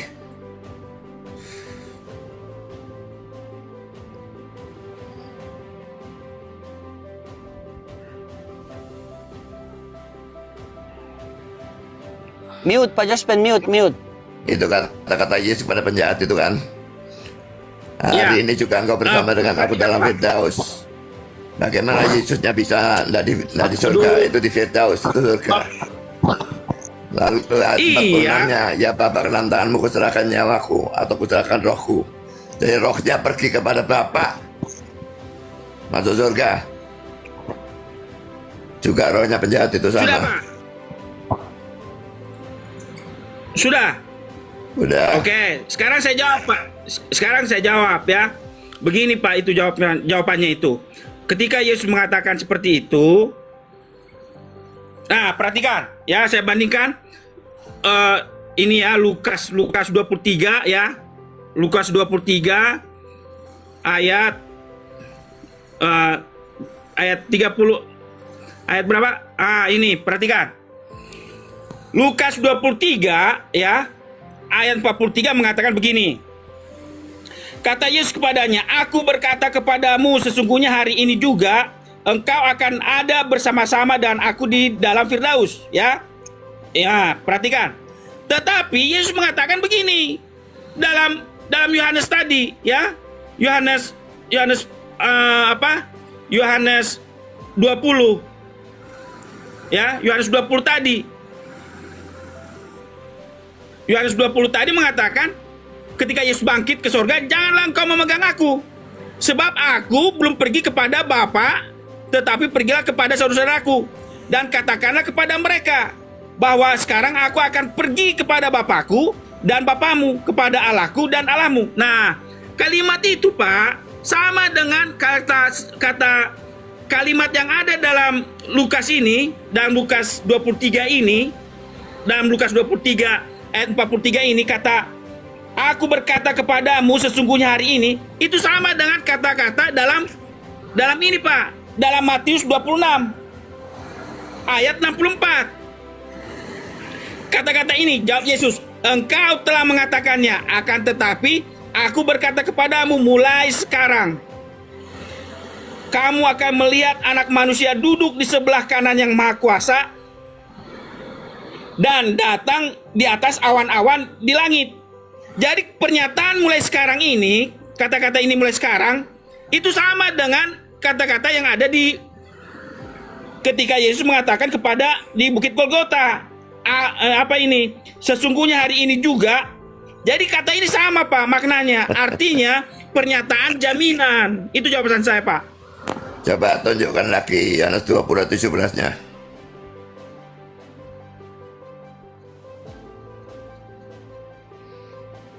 Yohanes berapa, Pak? Yohanes 20 ayat 17 yang Bapakku dan Bapakmu, itu coba tunjukkan lagi.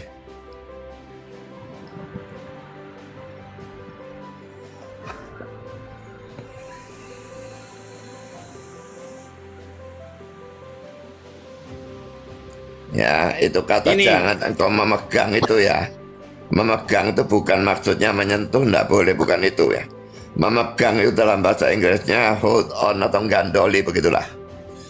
Sebab loh. Ini, Pak, bahasa Inggrisnya.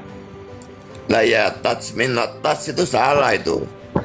Gandoli mestinya, coba itu terjemahan King James, coba kamu pakai NIV. Sebentar, Pak, sebentar.